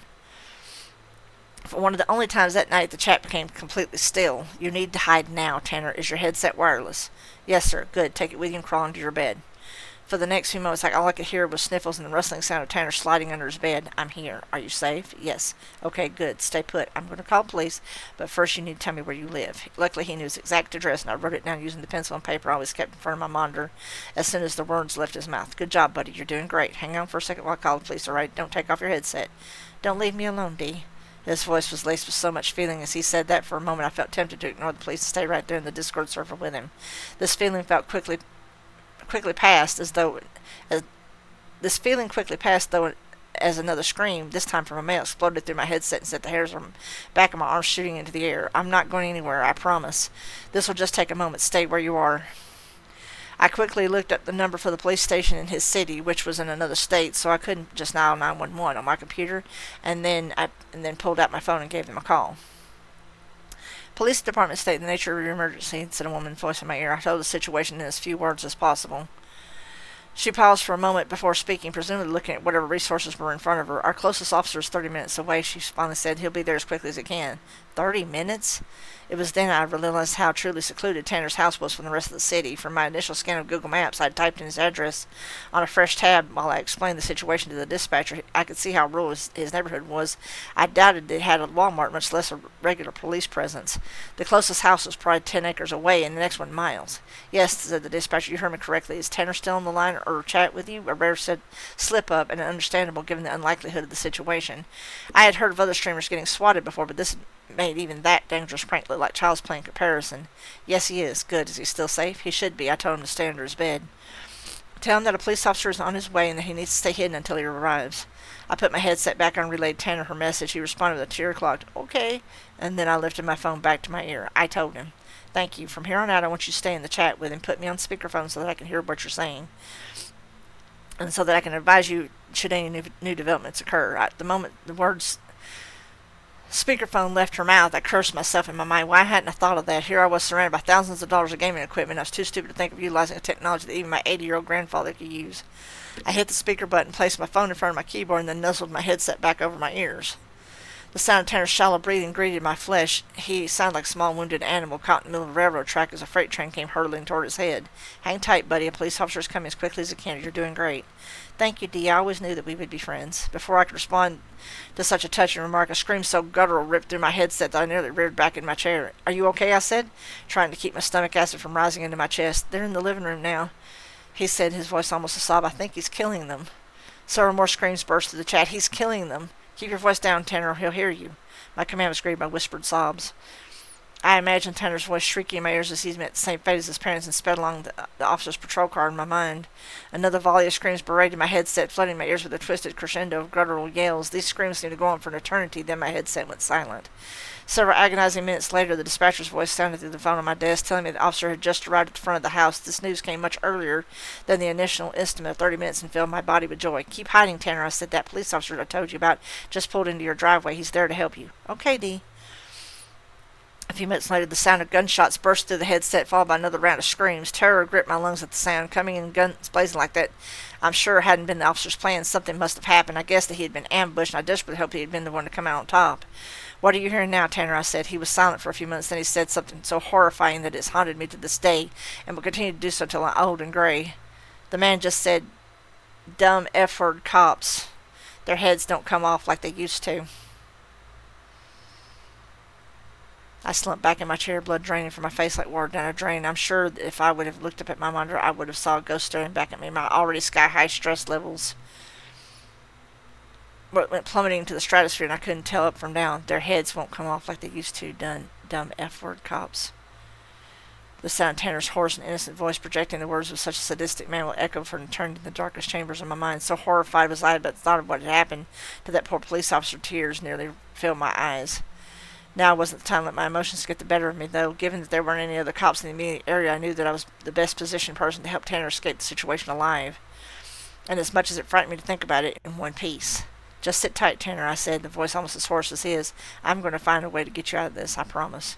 I trust you, said Tanner. He had stopped crying long ago. I could tell he had fallen into survival mode, and respected him all the more for it. Although he wasn't my kid, and I had only known him for such a brief time, my newfound responsibility toward him made me feel as if he had been born into my arms. Hang on for 1 second. I need to talk to the woman on the phone, okay? Okay. I took off my headset and leaned closer to my phone. Are you still there? I am. The officers you sent's dead. Are you sure? How do you know? Tanner heard him get beheaded. I knew of no other way to say it. He could hear the man who killed him talking to himself about it in the living room. Jesus Christ. Hearing this brief comment from the dispatcher filled me with almost as much dread as the thought of hearing Tanner's last breath billowing through my headset. For it was the moment that I realized I'd just had much of a dangerous turn the situation had taken. If a professional police dispatcher who dealt with emergencies daily was shocked enough to make such an out-of-character comment, then something truly extraordinary was taking place. I have a SWAT team on the way, but it'll take them at least 35 minutes to get there, and this time, when I say 35 minutes, I mean it. We were lucky that Officer Brunswick was able to arrive at the scene so quickly. The SWAT team is traveling from town, which is a lot slower going. I pictured Officer Brunswick's body lying in the middle of Tanner's living room, bloody and headless, and the thought he was anything but lucky. What do we do then? He doesn't have that much time. You need to tell Tanner to flee the house the moment he has the chance. His house is in a densely wooded area. He can take refuge in the trees until the SWAT team arrives. Ask him if he has any windows in his room. Okay, good idea. I grabbed my headset from its place on my desk and threw it back over my ears. You still with me, Tanner? Yes, sir. The way he sometimes called me sir was so endearing that it only made me like him and fear for him even more. You need to run out of your house the moment you get the chance and hide in the woods till more policemen get there. I know it's scary, but you have to trust me. Are there any windows in your room? No. Tanner's answers made me place my head in my hands. What kind of room didn't have any windows? I don't think I understand. You said you were in your room, right? Yes, but my room is in the basement. Of course it was.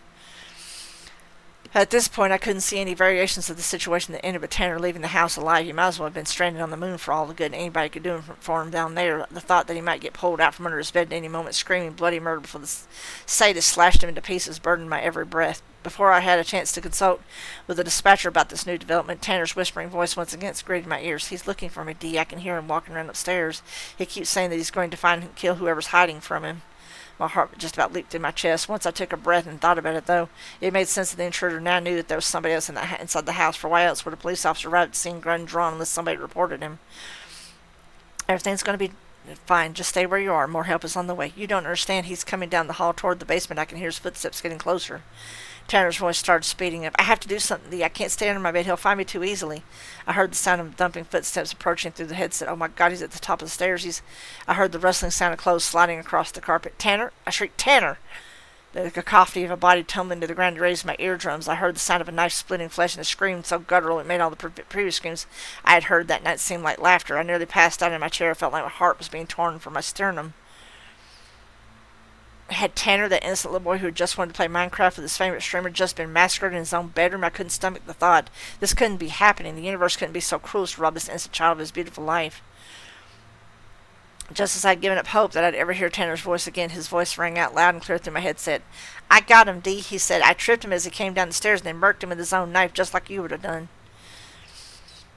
I looked over at my monitor, and the thousands of peppy hands and poggers I could see whirling across chat at a nauseating pace, my eyes locked onto one word, which stood out among all the emotes like a signpost glowing through the windows of a speeding car.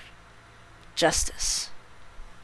As proud as I am of Tanner for taking the situation into his own hands and ending the life of that miserable wretch, I'm having difficulties finding myself again after such a traumatic experience. The memories of that stream haunt me daily and plague my sleep with brutal nightmares. It's not the sadist that haunts me, although I think about him a lot too, but the prying, invisible 50,000 pairs of eyes that were watching the events unfold in real time through my stream. They had loved every minute of it. It was the best stream they had ever seen and probably ever would.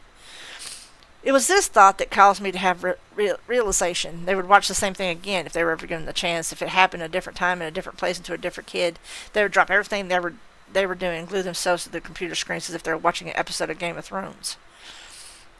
After my experience that night, I learned that human beings flock to violence just like junkies in desperate need of a fix. They search for it on the dark web, they buy it on discs, they read about it in books, and sometimes, if they're lucky enough, they even watch it unfold live on Twitch. In this way, I learned that we are all like the sadists. We might not act on our violent impulses, but we revel in them, and nonetheless, we need the Tanners of the world to suffer, for without them, what else is there to entertain us? That is why, my friends, the biggest stream of my life scarred me for life, and I will never stream again. That was deep. That was very deep. Are you fucking kidding me?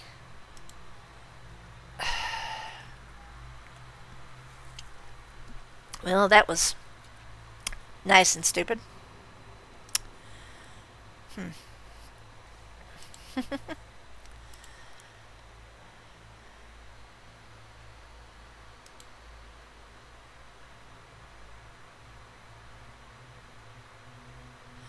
Bear with me just one moment. Okay, just checking that right quick.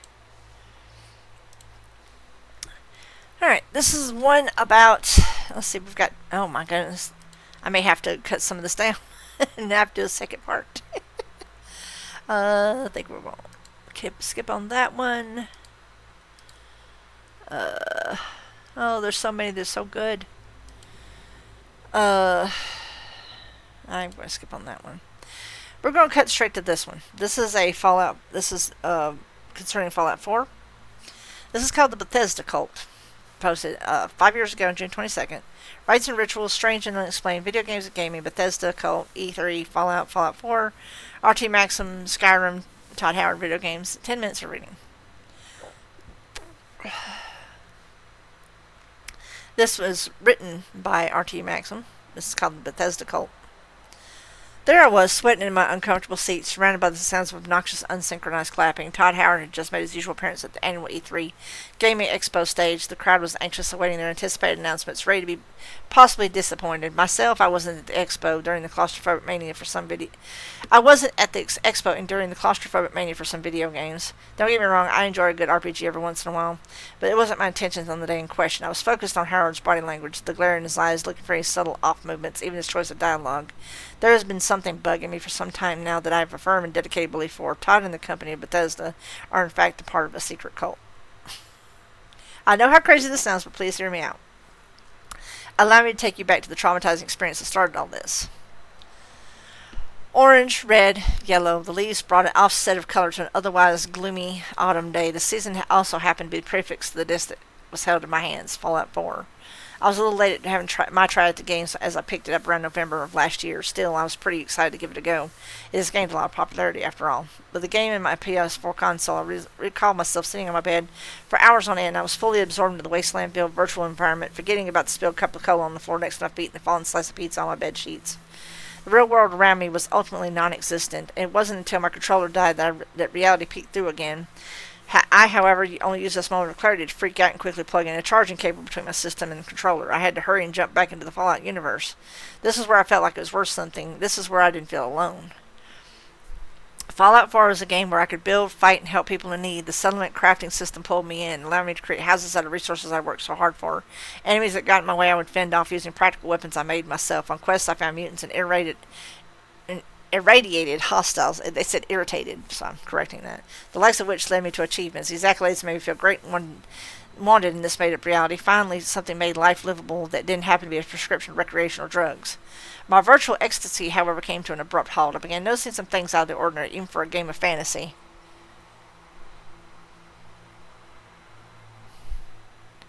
I'd come up to these electronic terminals in the game and noticed some patterns. Whether I was in a shopping mart or a library museum, the same word would pop up on the terminals along with the rest of the text. I never really noticed until I saw it appear even in multiples on some screens. The word that struck my attention was end. Most wouldn't buy an eye at this. I mean, the game is set in a post-apocalyptic world, so the word end is rather fitting. For one reason or another, it didn't feel fitting to me at all. I see this word pop up all the time throughout my life. Everyone has that magic number that seems to follow them everywhere they go, whether it's the lucky number 7 or unlucky 13. Well, mine is the word end. I see it in gas stations, grocery stores, the daily newspaper, even on cereal boxes. The word is constantly being thrown at me. As soon as I started noticing this, I decided to look at one more terminal in the game. I came across one that was fairly easy to get. There wasn't much disturbance, so just some destroyed cars, no enemies in sight. The terminal didn't seem unusual at first, but the same common words lit up on the monitor. Then something obstructed the screen. The entire thing filled up with my least favorite word, typed over and over. It sped gradually, eventually, to the point that my eyes couldn't keep up. I was wildly confused, wondering if this was just part of the video game. It was then that I turned off the game, not caring about where I was or when I last saved my progress. I was far too spooked to continue. Later that evening, I shared the experience with one of my close friends while hanging out at his house. I told him I finally gave the game a shot and mentioned what happened, hoping he wouldn't judge me, perhaps would know what I was talking about. My questions to my dismay were not answered. I've put hundreds of hours in Fallout, and that isn't anything I witnessed in my playthroughs, he stated. This led me to believe that I'd simply played the game for so long that it had taken a toll on my mental state. Freaking hair in front of my face. Somehow this theory just made me feel worse. Walking back home that day, my phone kept ringing for all sorts of numbers, all of which I assumed were telemarketers, considering I didn't recognize the numbers. I ignored them for a while, but there was one that I finally decided to answer. Hello, I questioned in a cautious tone. Hey, this is GameStop. Your copy of Fallout 4 you ordered has arrived from the warehouse. You can come by and pick it up any time. We're open until 9 p.m. today. Thank you, I responded in a confused fashion.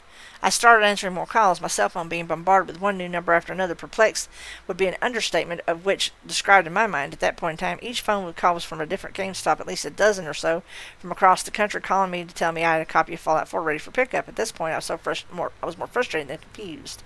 I assumed my friend was playing some sort of prank at my expense. I eventually began blocking the numbers as they came in. Despite knowing where the calls were more than likely coming from, something about the ordeal wasn't sitting well with me. To make matters worse, something far more peculiar happened upon opening the door to my home. I didn't walk through the doorway, no, not in the slightest. As soon as the front door opened, I found myself sitting on my bed, controller in hand, looking directly at my TV screen. It was tough for me to explain, but it felt as if I never left the house. The game itself was still running and stopped right where I left off. The word "end" plastered across the terminal screen, and yet again, multiplying rapidly. I shot up from my bed, unplugged both my television and my PlayStation. I looked up and noticed something. Everything in the room was just how I left it, but the walls, they were undoubtedly different. The word "end" surrounded the perimeter of my bedroom, written in all different colors and sizes. At first, I was outraged, wondering who had broken my home and vandalized my room.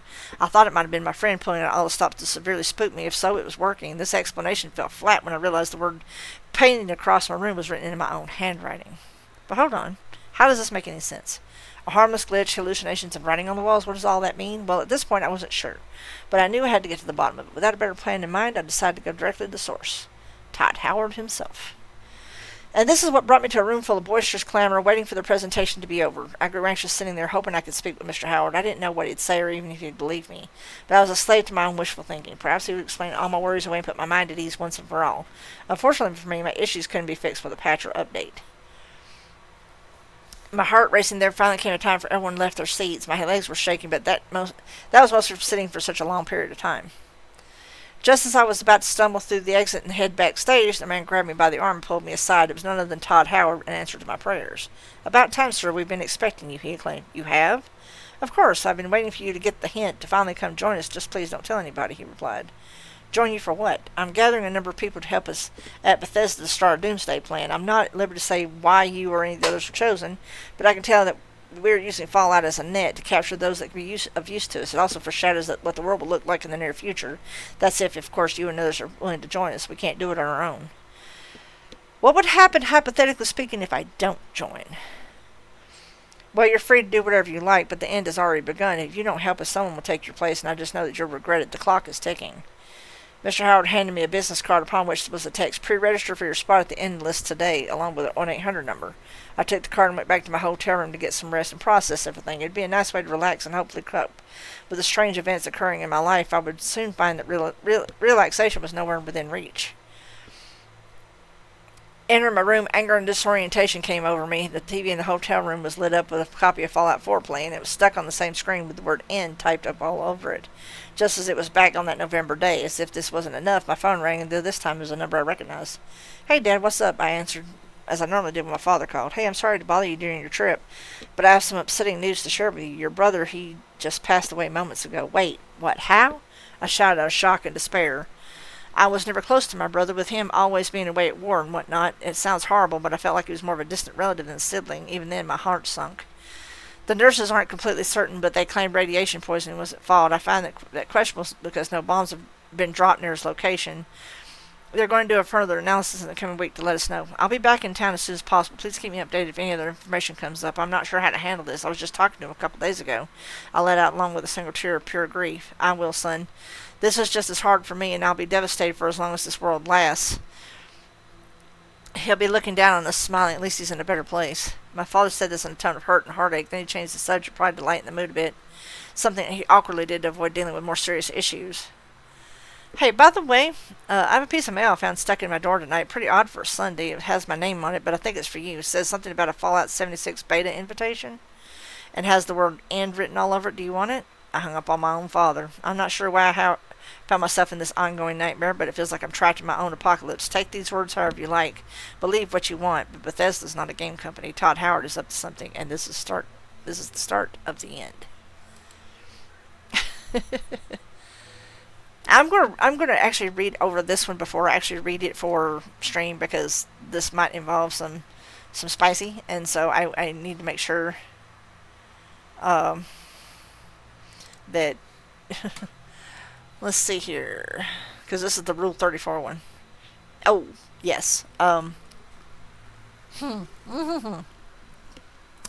Yes, this is, and let's see, I'm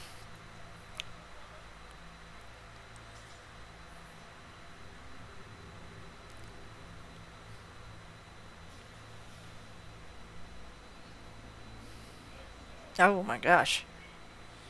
Yeah, I'm not reading that on stream. I'm gonna read that after stream though.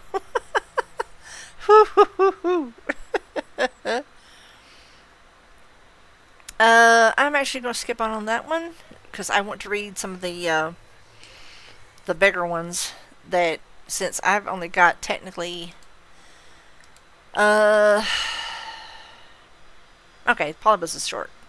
I'm gonna let's see, 2 minutes of reading, 24 minutes of reading.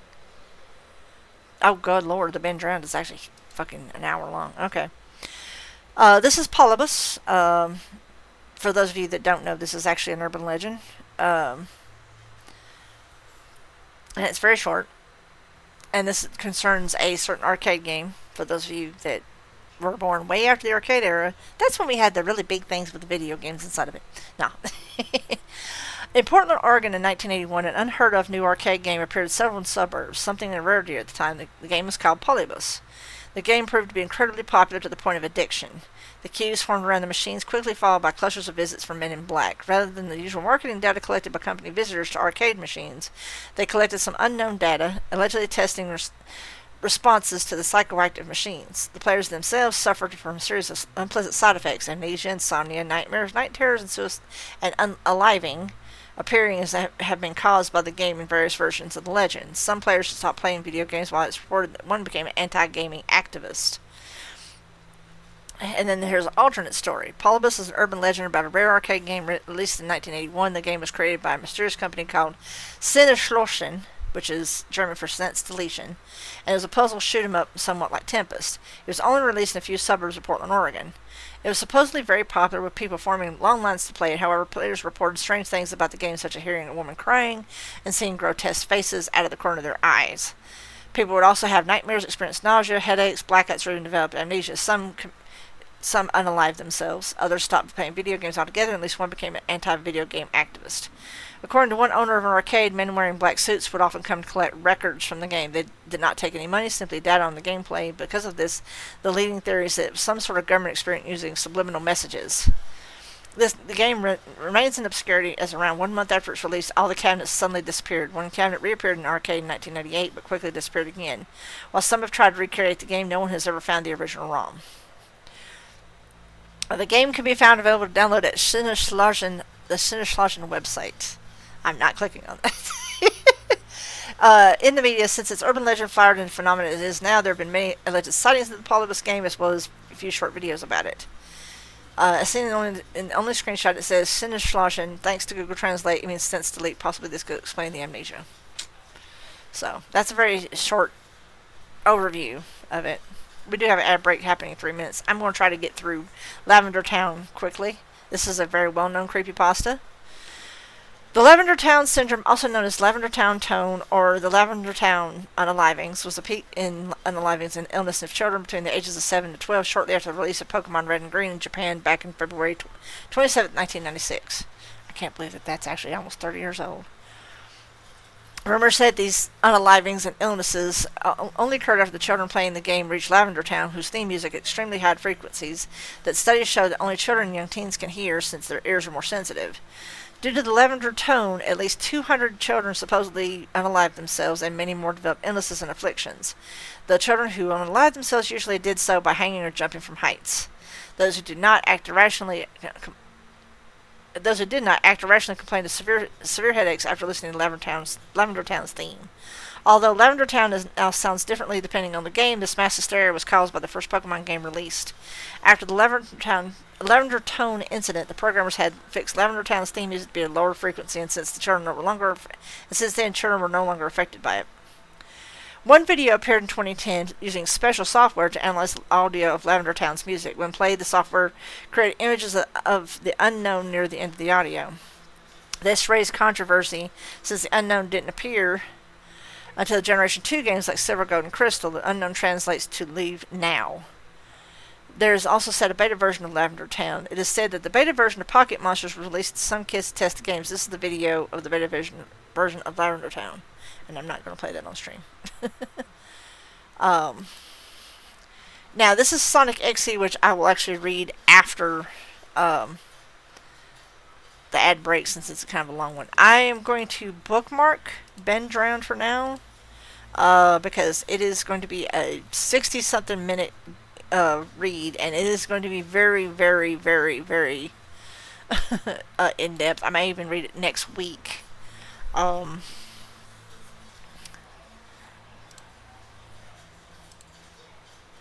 Let's see. I'm checking some things while we're waiting for the thing. Yes, Sonic.exe is a very well-known creepypasta. It has been around for a long time, almost as long as this version was posted on 2013. I think Ben Drowned is actually older, as is Lavender Town. If anyone's interested in the Rule 34, I will send it to them in their DMs, because it is definitely a yes. Let's put it this way: it is posted with an NSFW trigger warning. It contains adult content not suitable for children, including material of sexual nature. If you're under the age of 18 and do not wish to be exposed to descriptions of such situations, do not proceed. And I'm like, yeah, I'm not reading that on stream. Then I was like, yeah, that could be bad.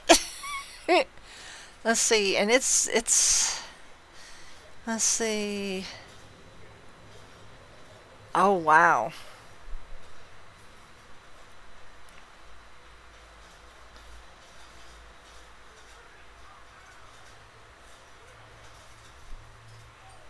Oh, wow. Yeah, this is like some shit I would write.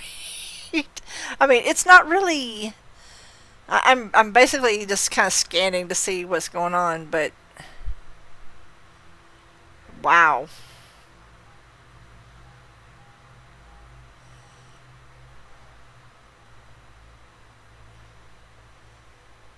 This guy got, wow.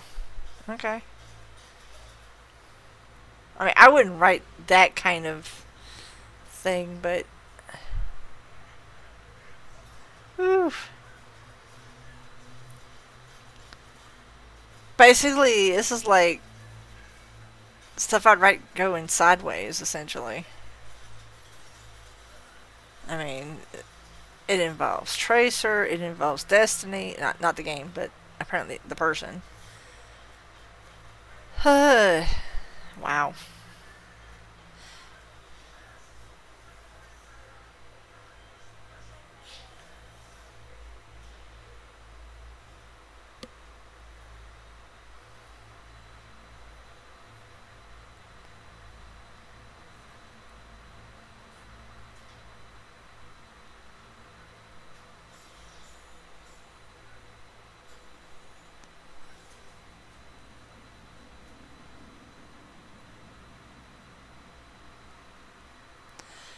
Oh boy, this is insane. Okay, I'm going to thumb through this and read this during the ad break, because let's see.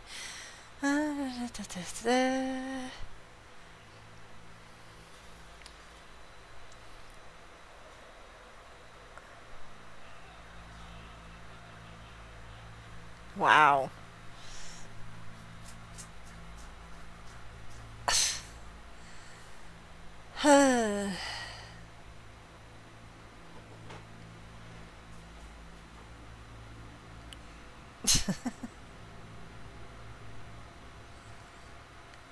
Well, for one thing, he has a friend who's an absolute dick. uh, wow. Let's see. Mm-hmm. Mm-hmm. Okay. Yeah, I couldn't read this. I could not read this on stream, because I'd be kind of uncomfortable reading some of this. Let's see. 34, if something exists, Let's see. I'm reading this. Oh, gosh. Wow. Hmm. Yeah, this is written by somebody who's never been lead. Let's see.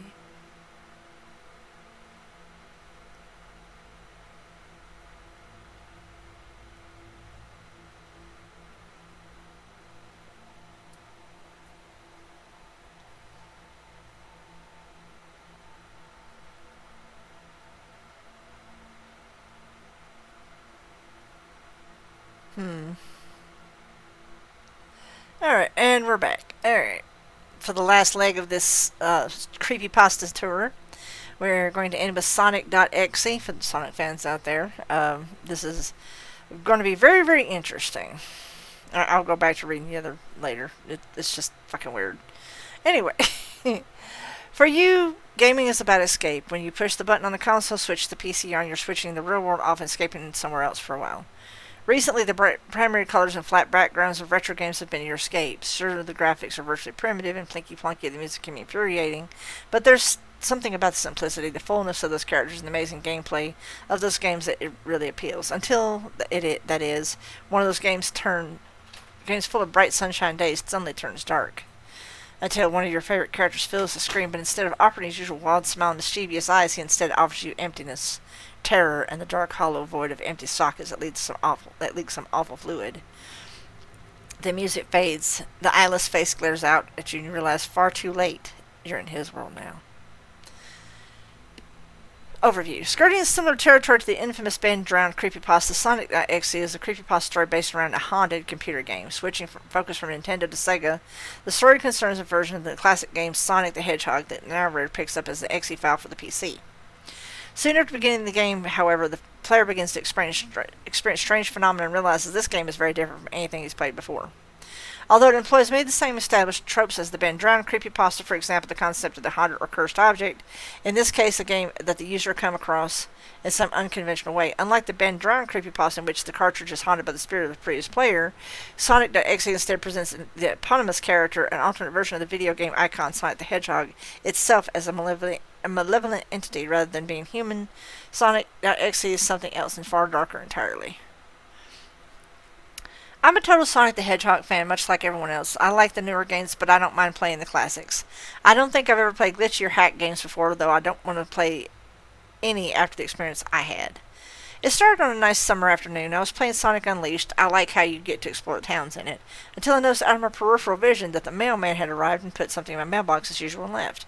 I paused my game to go see what I got in the mail. The only thing in the mailbox was a CD case for computers and a note. I took it inside. I looked at the note first and realized it was from my dear friend Kyle, let's just call him that, whom I hadn't heard from in 2 weeks.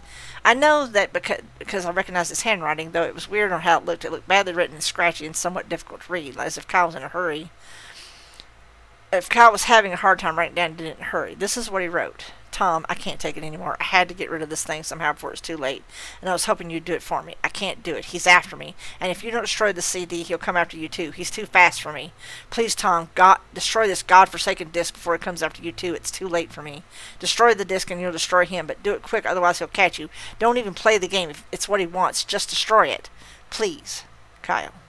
Now I'm gonna put it right to you right off the bat. This is my editorial note.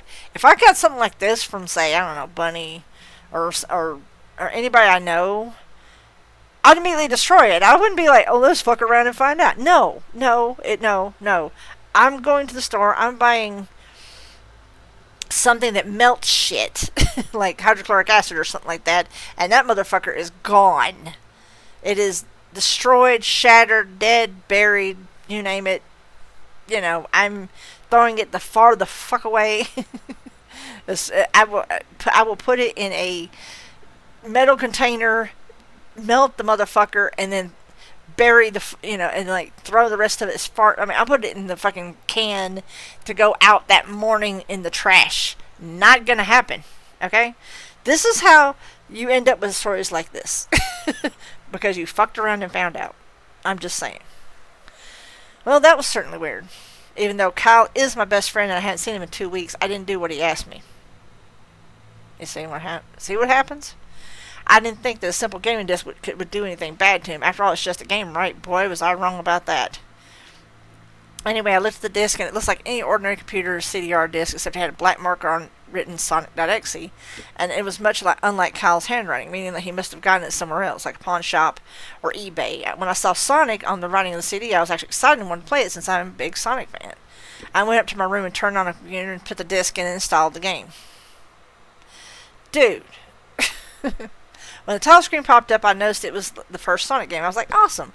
Because I said earlier, I like the classics. The first thing I noticed that was out of place when I pressed start, there was a split second where I saw the title image turn into something much different, something that I now consider horrifying before cutting to black. I remember what the image looked like in that split second before the game cut to black. The sky had darkened, the title emblem was rusted and ruined, the Sega 91 was now Sega 666. And the water turned red like blood, except it looked hyper-realistic. But the freakiest thing was that in that split second, the frame was Sonic. His eyes were pitch black and bleeding, with two glowing red dots staring right at me, and his smile had stretched wider up to the edge of his face. I was rather disturbed about that image when I saw it, though I figured it was just a glitch and forgot about it. After it cut to black, it stayed like that for about 10 seconds or so, and then another weird thing happened. The save file select from Sonic the Hedgehog 3 popped up, and I was like, what the fuck? What's this doing in the first Sonic game? Anyway, then I noticed something off. The background was dark, cloudy sky of the Bad Dart, Stardust Speedway level from Sonic CD, and there was only 3 save files. The music was that creepy Caverns of Winter music from Earthbound, only it was extended and seemed to have been in reverse. And the image was for the save file where you see a preview of the level you're on is just red static for all 3 files. What freaked me out more was the character select. It only showed Tails, Knuckles, and to my surprise, Dr. Robotnik. Now, I was sure that something was up. I mean, how can you play as Robotnik in a classic Sonic game, for crying out loud? This is what bothers him? That's when I realized that it wasn't a glitchy game, it was a hacked game. But it definitely looked hacked, it was really creepy, but as a smart gamer, I wasn't scared, or at least I tried not to be. I told myself that it was just a hacked game, there's nothing wrong with that. Anyway, shaking off the creeped out feeling, I picked file 1 and chose Tails when I selected and got started. The game froze for about 5 seconds, and I heard a creepy pixelated laugh that sounded awfully like that Kefka guy from Final Fantasy before cutting to black. The screen stayed black for about 10 seconds more, and then it showed a typical title thing, except the simplest shapes were in different shades of red, and text showed only Hill Act 1. The screen faded in, the level title vanished, revealing Tails in the green hill zone for Sonic 1. The music was different, though it sounded like a peaceful melody in reverse. Anyway, I started playing and had Tails start running like you do in any of the classic Sonic games. What was odd is that Tails was running along the level that was nothing but flat ground and a few trees for 5 minutes. That was when the peaceful music started to lower down to slow deep tones very slowly as I kept going. I suddenly saw something and I stopped to see what it was. It was one of the small animals lying dead on the ground bleeding. That's when the music started to slow down. Tails had a shocked and saddened look on his face that I never saw him have before, so I had to move along, and he kept that worried look on his face as he kept moving. I saw more dead animals as Tails moved past him, looking more and more worried as the music lowers and he moves past more dead animals. And I was shocked to see how they all died. They looked like somebody killed them in rather gruesome ways. A squirrel was hanging off a tree that appeared to be things hanging out. A bunny had all 4 limbs torn off, and a duck had his eyes gouged out and his throat slit. I felt sick to my stomach when I saw this massacre, and apparently so did Tails. After a few more seconds, there were no more animals, and the music seemed to have stopped. I still kept Tails to continue. After a minute passed after the music stopped, Tails was running up a hill and then he stopped. It wasn't until I saw why. Sonic was there on the other side of the screen with his back against Tails, with his eyes closed. Tails looked happy to see Sonic, but then his smile faltered, obviously noticing that Sonic wasn't responding to him, if not acting as if he were totally oblivious of Tails' presence. Tails walked slowly towards Sonic, and I noticed I wasn't even moving my keyboard to make him move, so this had to be a cutscene. Suddenly, I began to have a growing feel of dread as Tails walked closer to Sonic to get his attention. I felt that Tails was in danger and something bad was going to happen. I heard faint static growing louder as Tails was but inches away from Sonic and stopped and stuck his hand out to touch him. That foreboding feeling in my gut was growing stronger, and I felt the urge to tell Tails to get away from Sonic as the static grew louder. Suddenly, in a split second, I saw Sonic's eyes open, and they were black with those red glowing dots, just like the title image. Thought that, though there wasn't a smile. When that happened, the screen turned black and the static sound was off. It stayed black about 7 seconds. And then white text appeared forming a message saying, "Hello, do you want to play with me?" At this point, I was creeped out. I don't want to continue the game. I didn't want to continue the game, but my curiosity got the better of me when I was taken to a different level with the level title now saying hide and seek. This time I was in the Angel Island levels from Sonic 3 and it looked like everything was on fire. Tails looked as though he was scared out of his wits this time. He actually looked at me and made frantic gestures at me as if he wanted to get out of the area he was in as fast as possible. I was starting to get freaked out by this. I mean, Tails was actually breaking the fourth wall trying to tell me to get him out of there. So I pressed on the arrow key as hard as I could to make him run as fast as he could. A pixelated version of that creepy theme when you meet Shadow the Ark as Robotnik from SA2 was playing as I made Tails trek through the desolate forest, trying to help him escape from whatever he was trying to run from. Suddenly I heard that creepy laugh again, that awful Kefka laugh, right after 10 seconds had passed as I helped Tails run through the forest. Then I started seeing flashes of Sonic popping up everywhere on the screen, again with those black and red eyes. The music changed to that suspenseful, droning jingle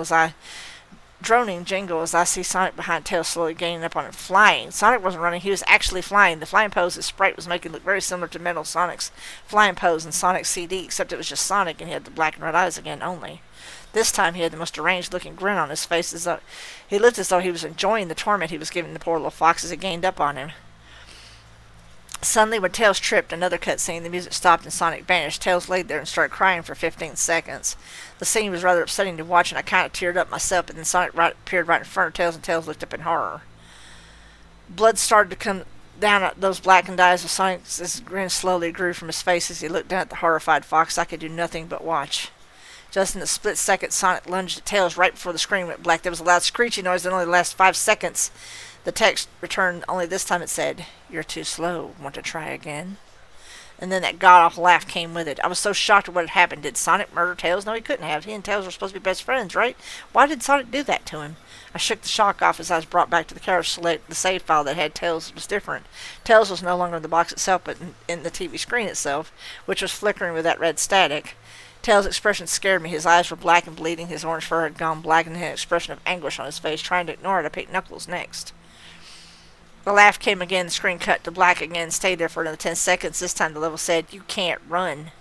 I was really freaked out by now. I couldn't tell whether it was a glitch or a hack or some kind of sick, twisted joke or anything, really. But despite my fear of what happened next, I kept playing.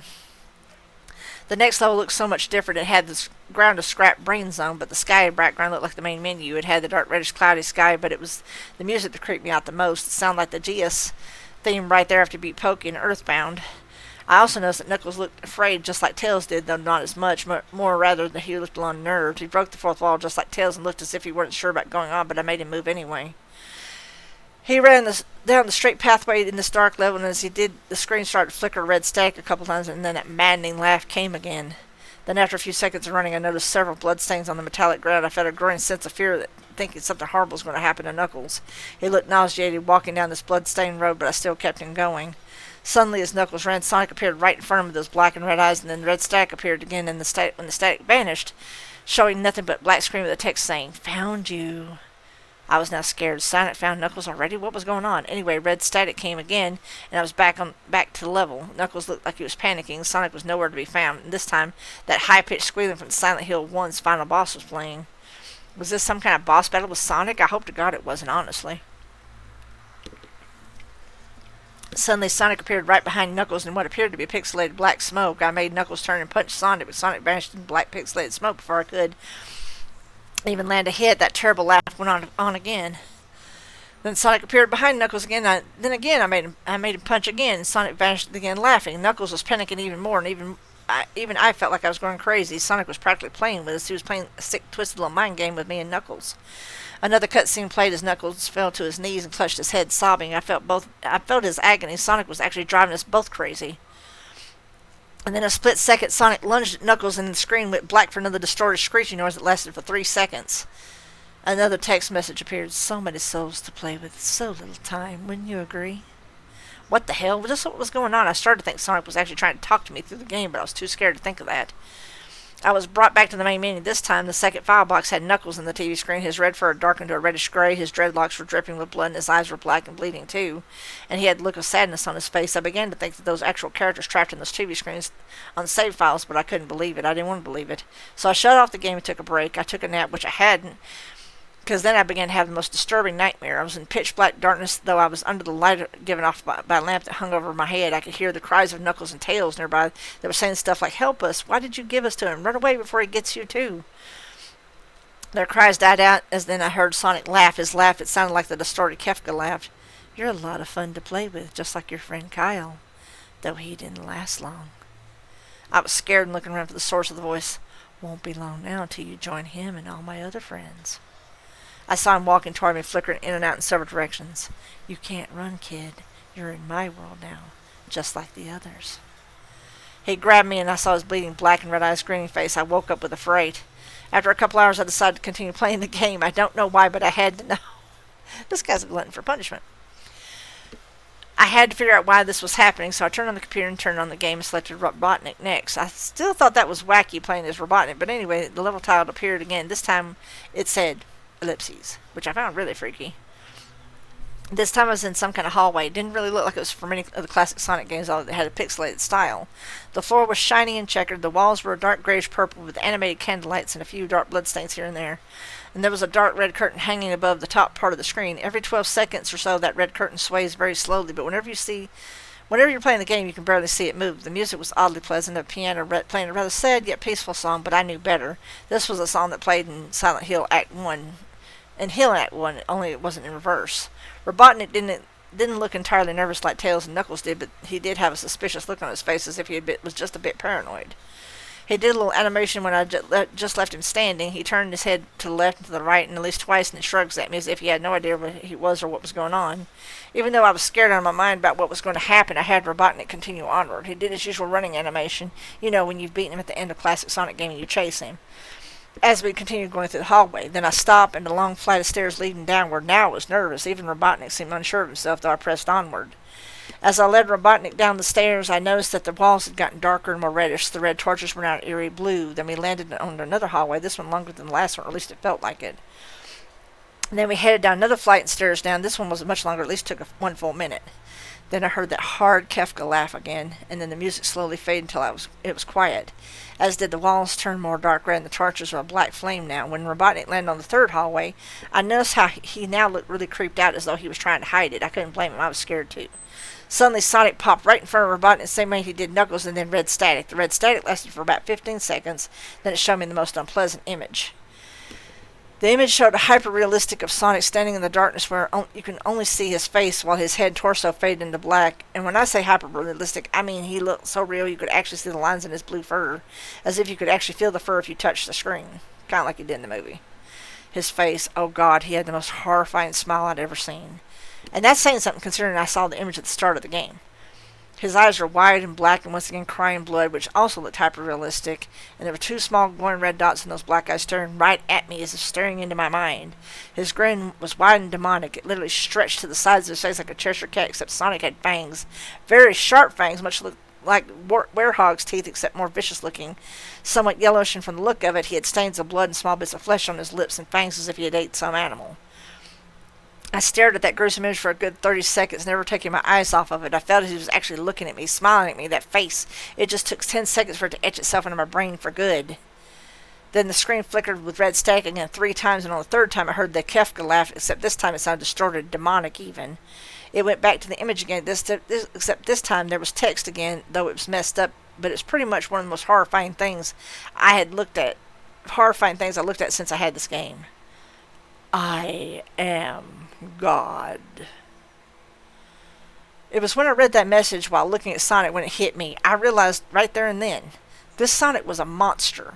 A pure evil, sadistic, all-powerful, nightmarish, demented monster, and all of his victims, including Tails, Knuckles, Robotnik, and possibly Kyle, are just his little toys. And the game is the very gateway into his chaotic, nightmarish world, and the very hell his victims are trapped in. Suddenly, in an actual split second,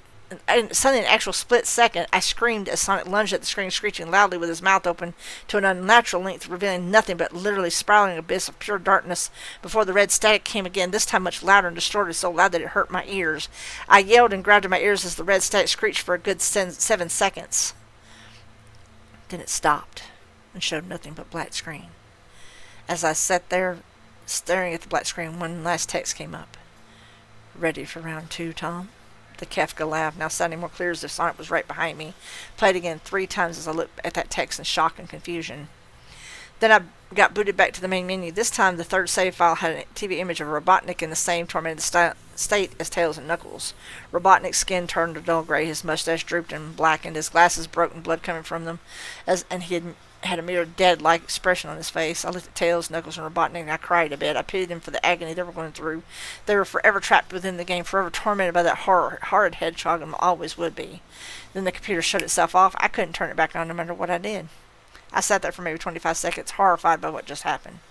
Sonic is the very embodiment of evil. He tortures people who plays his games in more ways than one, and then when he gets bored, he drags you into the game, literally drags you to hell where he can play with you always as his toy. I can't get the game out of my computer.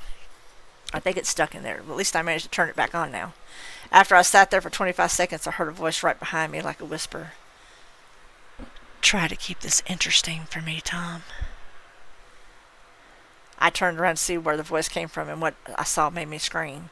Sitting on my bed, staring right at me, was a Sonic plushie smiling with bloodstains under its eyes. And that's the end. It's funny how the music just stops just right now. That's kind of creepy, too. That was actually good timing. Yes, the music stopped just when I ended the story.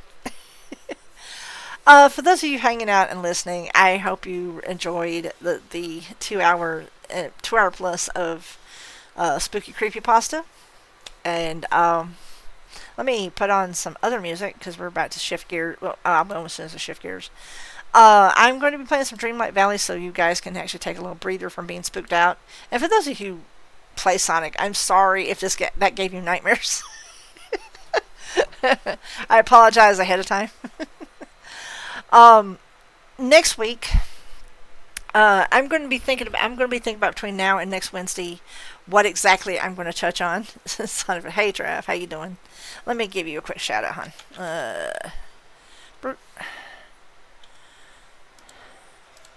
There you go. And also I need to check something right quick. But anyway, how you doing? Hope you're doing okay. I'm going to be playing some Disney Dreamlight Valley to kind of bring the mood up a little bit. Next week, I'm going to be thinking about what I want to read to you guys next week. I might actually continue in this vein and actually do a special hour analyzing Ben Drowned because it's a very classic creepypasta. And then I might actually continue our urban legends discussion. And that'll be on the 15th. On the 22nd, I am actually going to start looking into some we're going to actually discuss. Yeah, exactly. Well, of course, I wanted to touch on Ben Drowned too, but it's like a whole nother hour. So, because it takes a lot to discuss that one. I might do some more. Actually, you know what? I may do a Creepypasta Part 2 next week. How about that? We'll do that Creepypasta Part 2. We'll get back to the urban legend discussion, focusing on video games on the 22nd. And then on the 29th, I'm going to read some classic Halloween stories. Does that sound good to everybody? I hope so. Like I said, the Sonic Deck X is a bit disturbing. But they actually said it was sort of in the same train of thought as Ben Drowned. So, but I hope y'all enjoyed this. I'm actually still reading over this Rule 34 one at the moment. Yes, there were the Pokemon Creepypasta.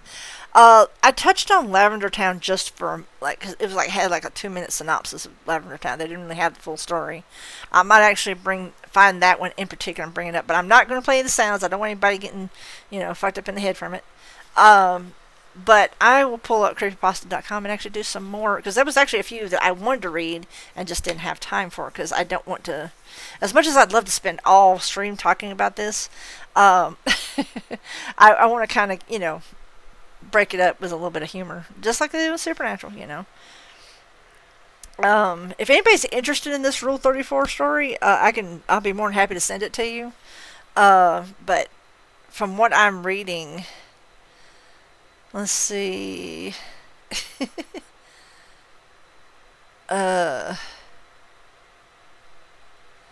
Yeah, basically,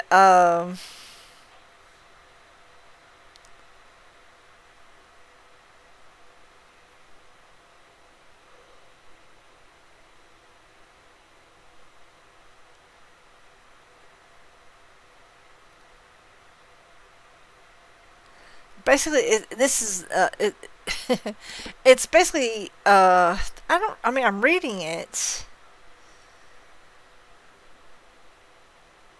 I'm just basically thumbing through here.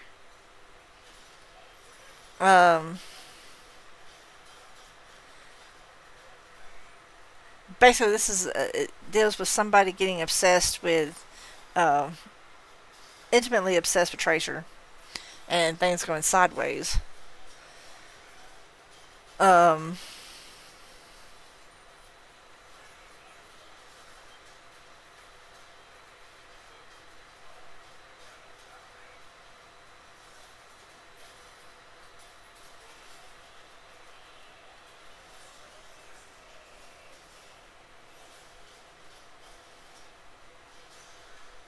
yeah, it's basically going south, and not in a good way.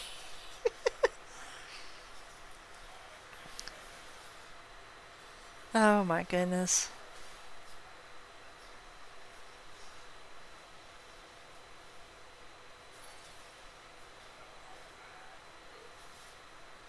Yeah, it goes way dark. I mean, I don't see how this is NSW, but NSFW, but um, let's see.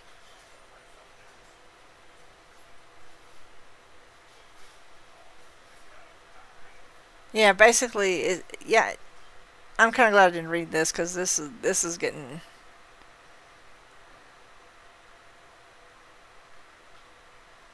Wow.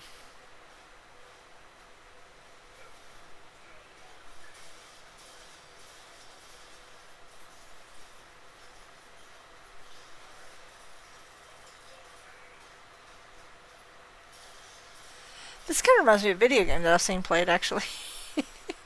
um, Minu, I think so. When basically waifu gone wrong.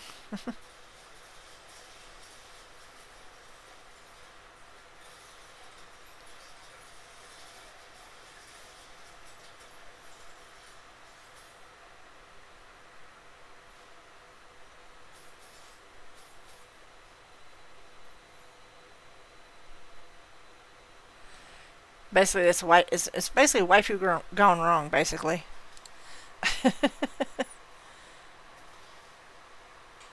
um, but yeah, yeah. Just think of like last night. You were talking about the um, the gal in the Yakuza game.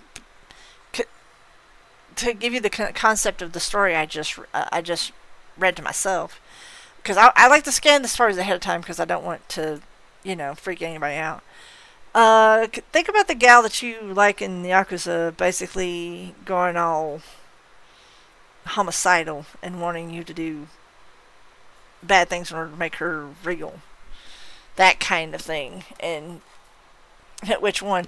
It doesn't matter. I mean, just pick one in your brain and then go, oh, you know, like to the point of not breaking the fourth wall, but breaking reality. Oh, I'm sure there is. I'm sure there is. um,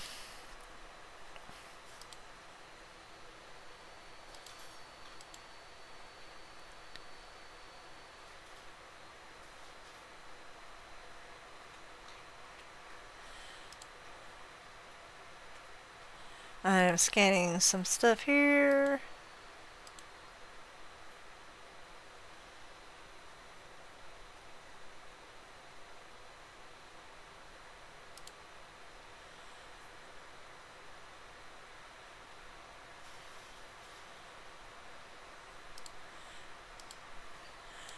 Okay. I am going to. Hey, yo. Um, Trev, trust me when I say that story I read, I don't think even you would do the things that was done in that story because you could be arrested and buried under the prison and stuff. I mean, if you want me to send it to you, I can. And you'd be like, oh, yeah, no, I'm good, Sid. Yeah, I'm not a fan of that. I don't really think you want, your waifus climbing out of your computer all, ring style and shit. You have 7 days, Trav. Walking all fucking like Bray Wyatt and shit. I don't think you want that, man. That's kind of where it went. It kind of went like the ring kind of shit, you know. You'd be like try to slam you, let you start, you know, shut off your computer. She's still trying to break through the fucking glass, you know, that kind of thing.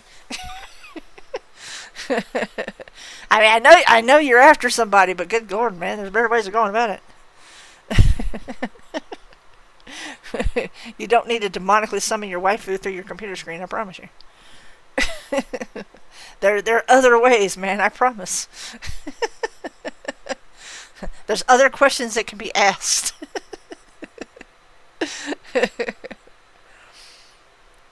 Not the way this chick did. Oy vey. It was like, from what I read, it sounded. I swear, it sounded like The Ring, or mixed with The Grudge. One of those kind of things, man. I don't think you want the homicidal, demonic version of Valera Sanguinar coming through your screen, because that would be like very. I would hate to get you unalived. I mean, the guy got away at the end of the story, but turns out that it got loose. It got loose in the world. It busted out his fucking window, and it was it was something that Sam and Dean needed to put down. Let's put it that way. No, not even so. No, dude. It would make Sylvanas look tame by comparison, man. This was evil. This was evil on a scale. Like I said, Sam and Dean would have to come and put it down. That's how bad it was. that kind of evil. So, I know you're not. But please promise me, if you decide to do something stupid like that, please tell me so I can stop you from doing it. Because you're a wonderful man, and I'd rather not see you, you know, babbling to the cops about how a demon crawled out of your computer. Okay, I'm just saying. There's other ways of going about things, man. You haven't hit that rock bottom, I promise.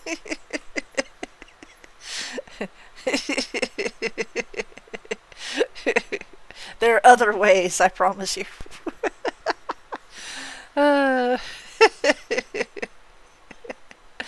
I'm going to take a quick BRB, and I'll be right back. Stick around for some calm Dreamlight Valley kind of stuff, so that way we can dispense the demonic taint from the stream. There'll be more reading next week, guys. I hope y'all enjoyed this. But I will be right. Anubis, calm down. I know Trav's there. I know he probably wants to see you, but you can see him after I get back. Okay? So. Yeah, you know I do. You know I love you, Trav. You know that. And by the way, tomorrow I'm doing Dead Island 2 with Thorn, just to let you know if you want. I think we can group up. I think at least 3 or 4 people in that game. Just FYI. Friday, if you're around for zombie slapping, we can do that instead of decay if you would like. This time, set your frickin' alarm, please, and thank you. Thorn helped me clear up the plague heart last time, so the Angie one. But and I will not be streaming Wednesday because I have to work. Would you stop it? Anyway, I'll be right back.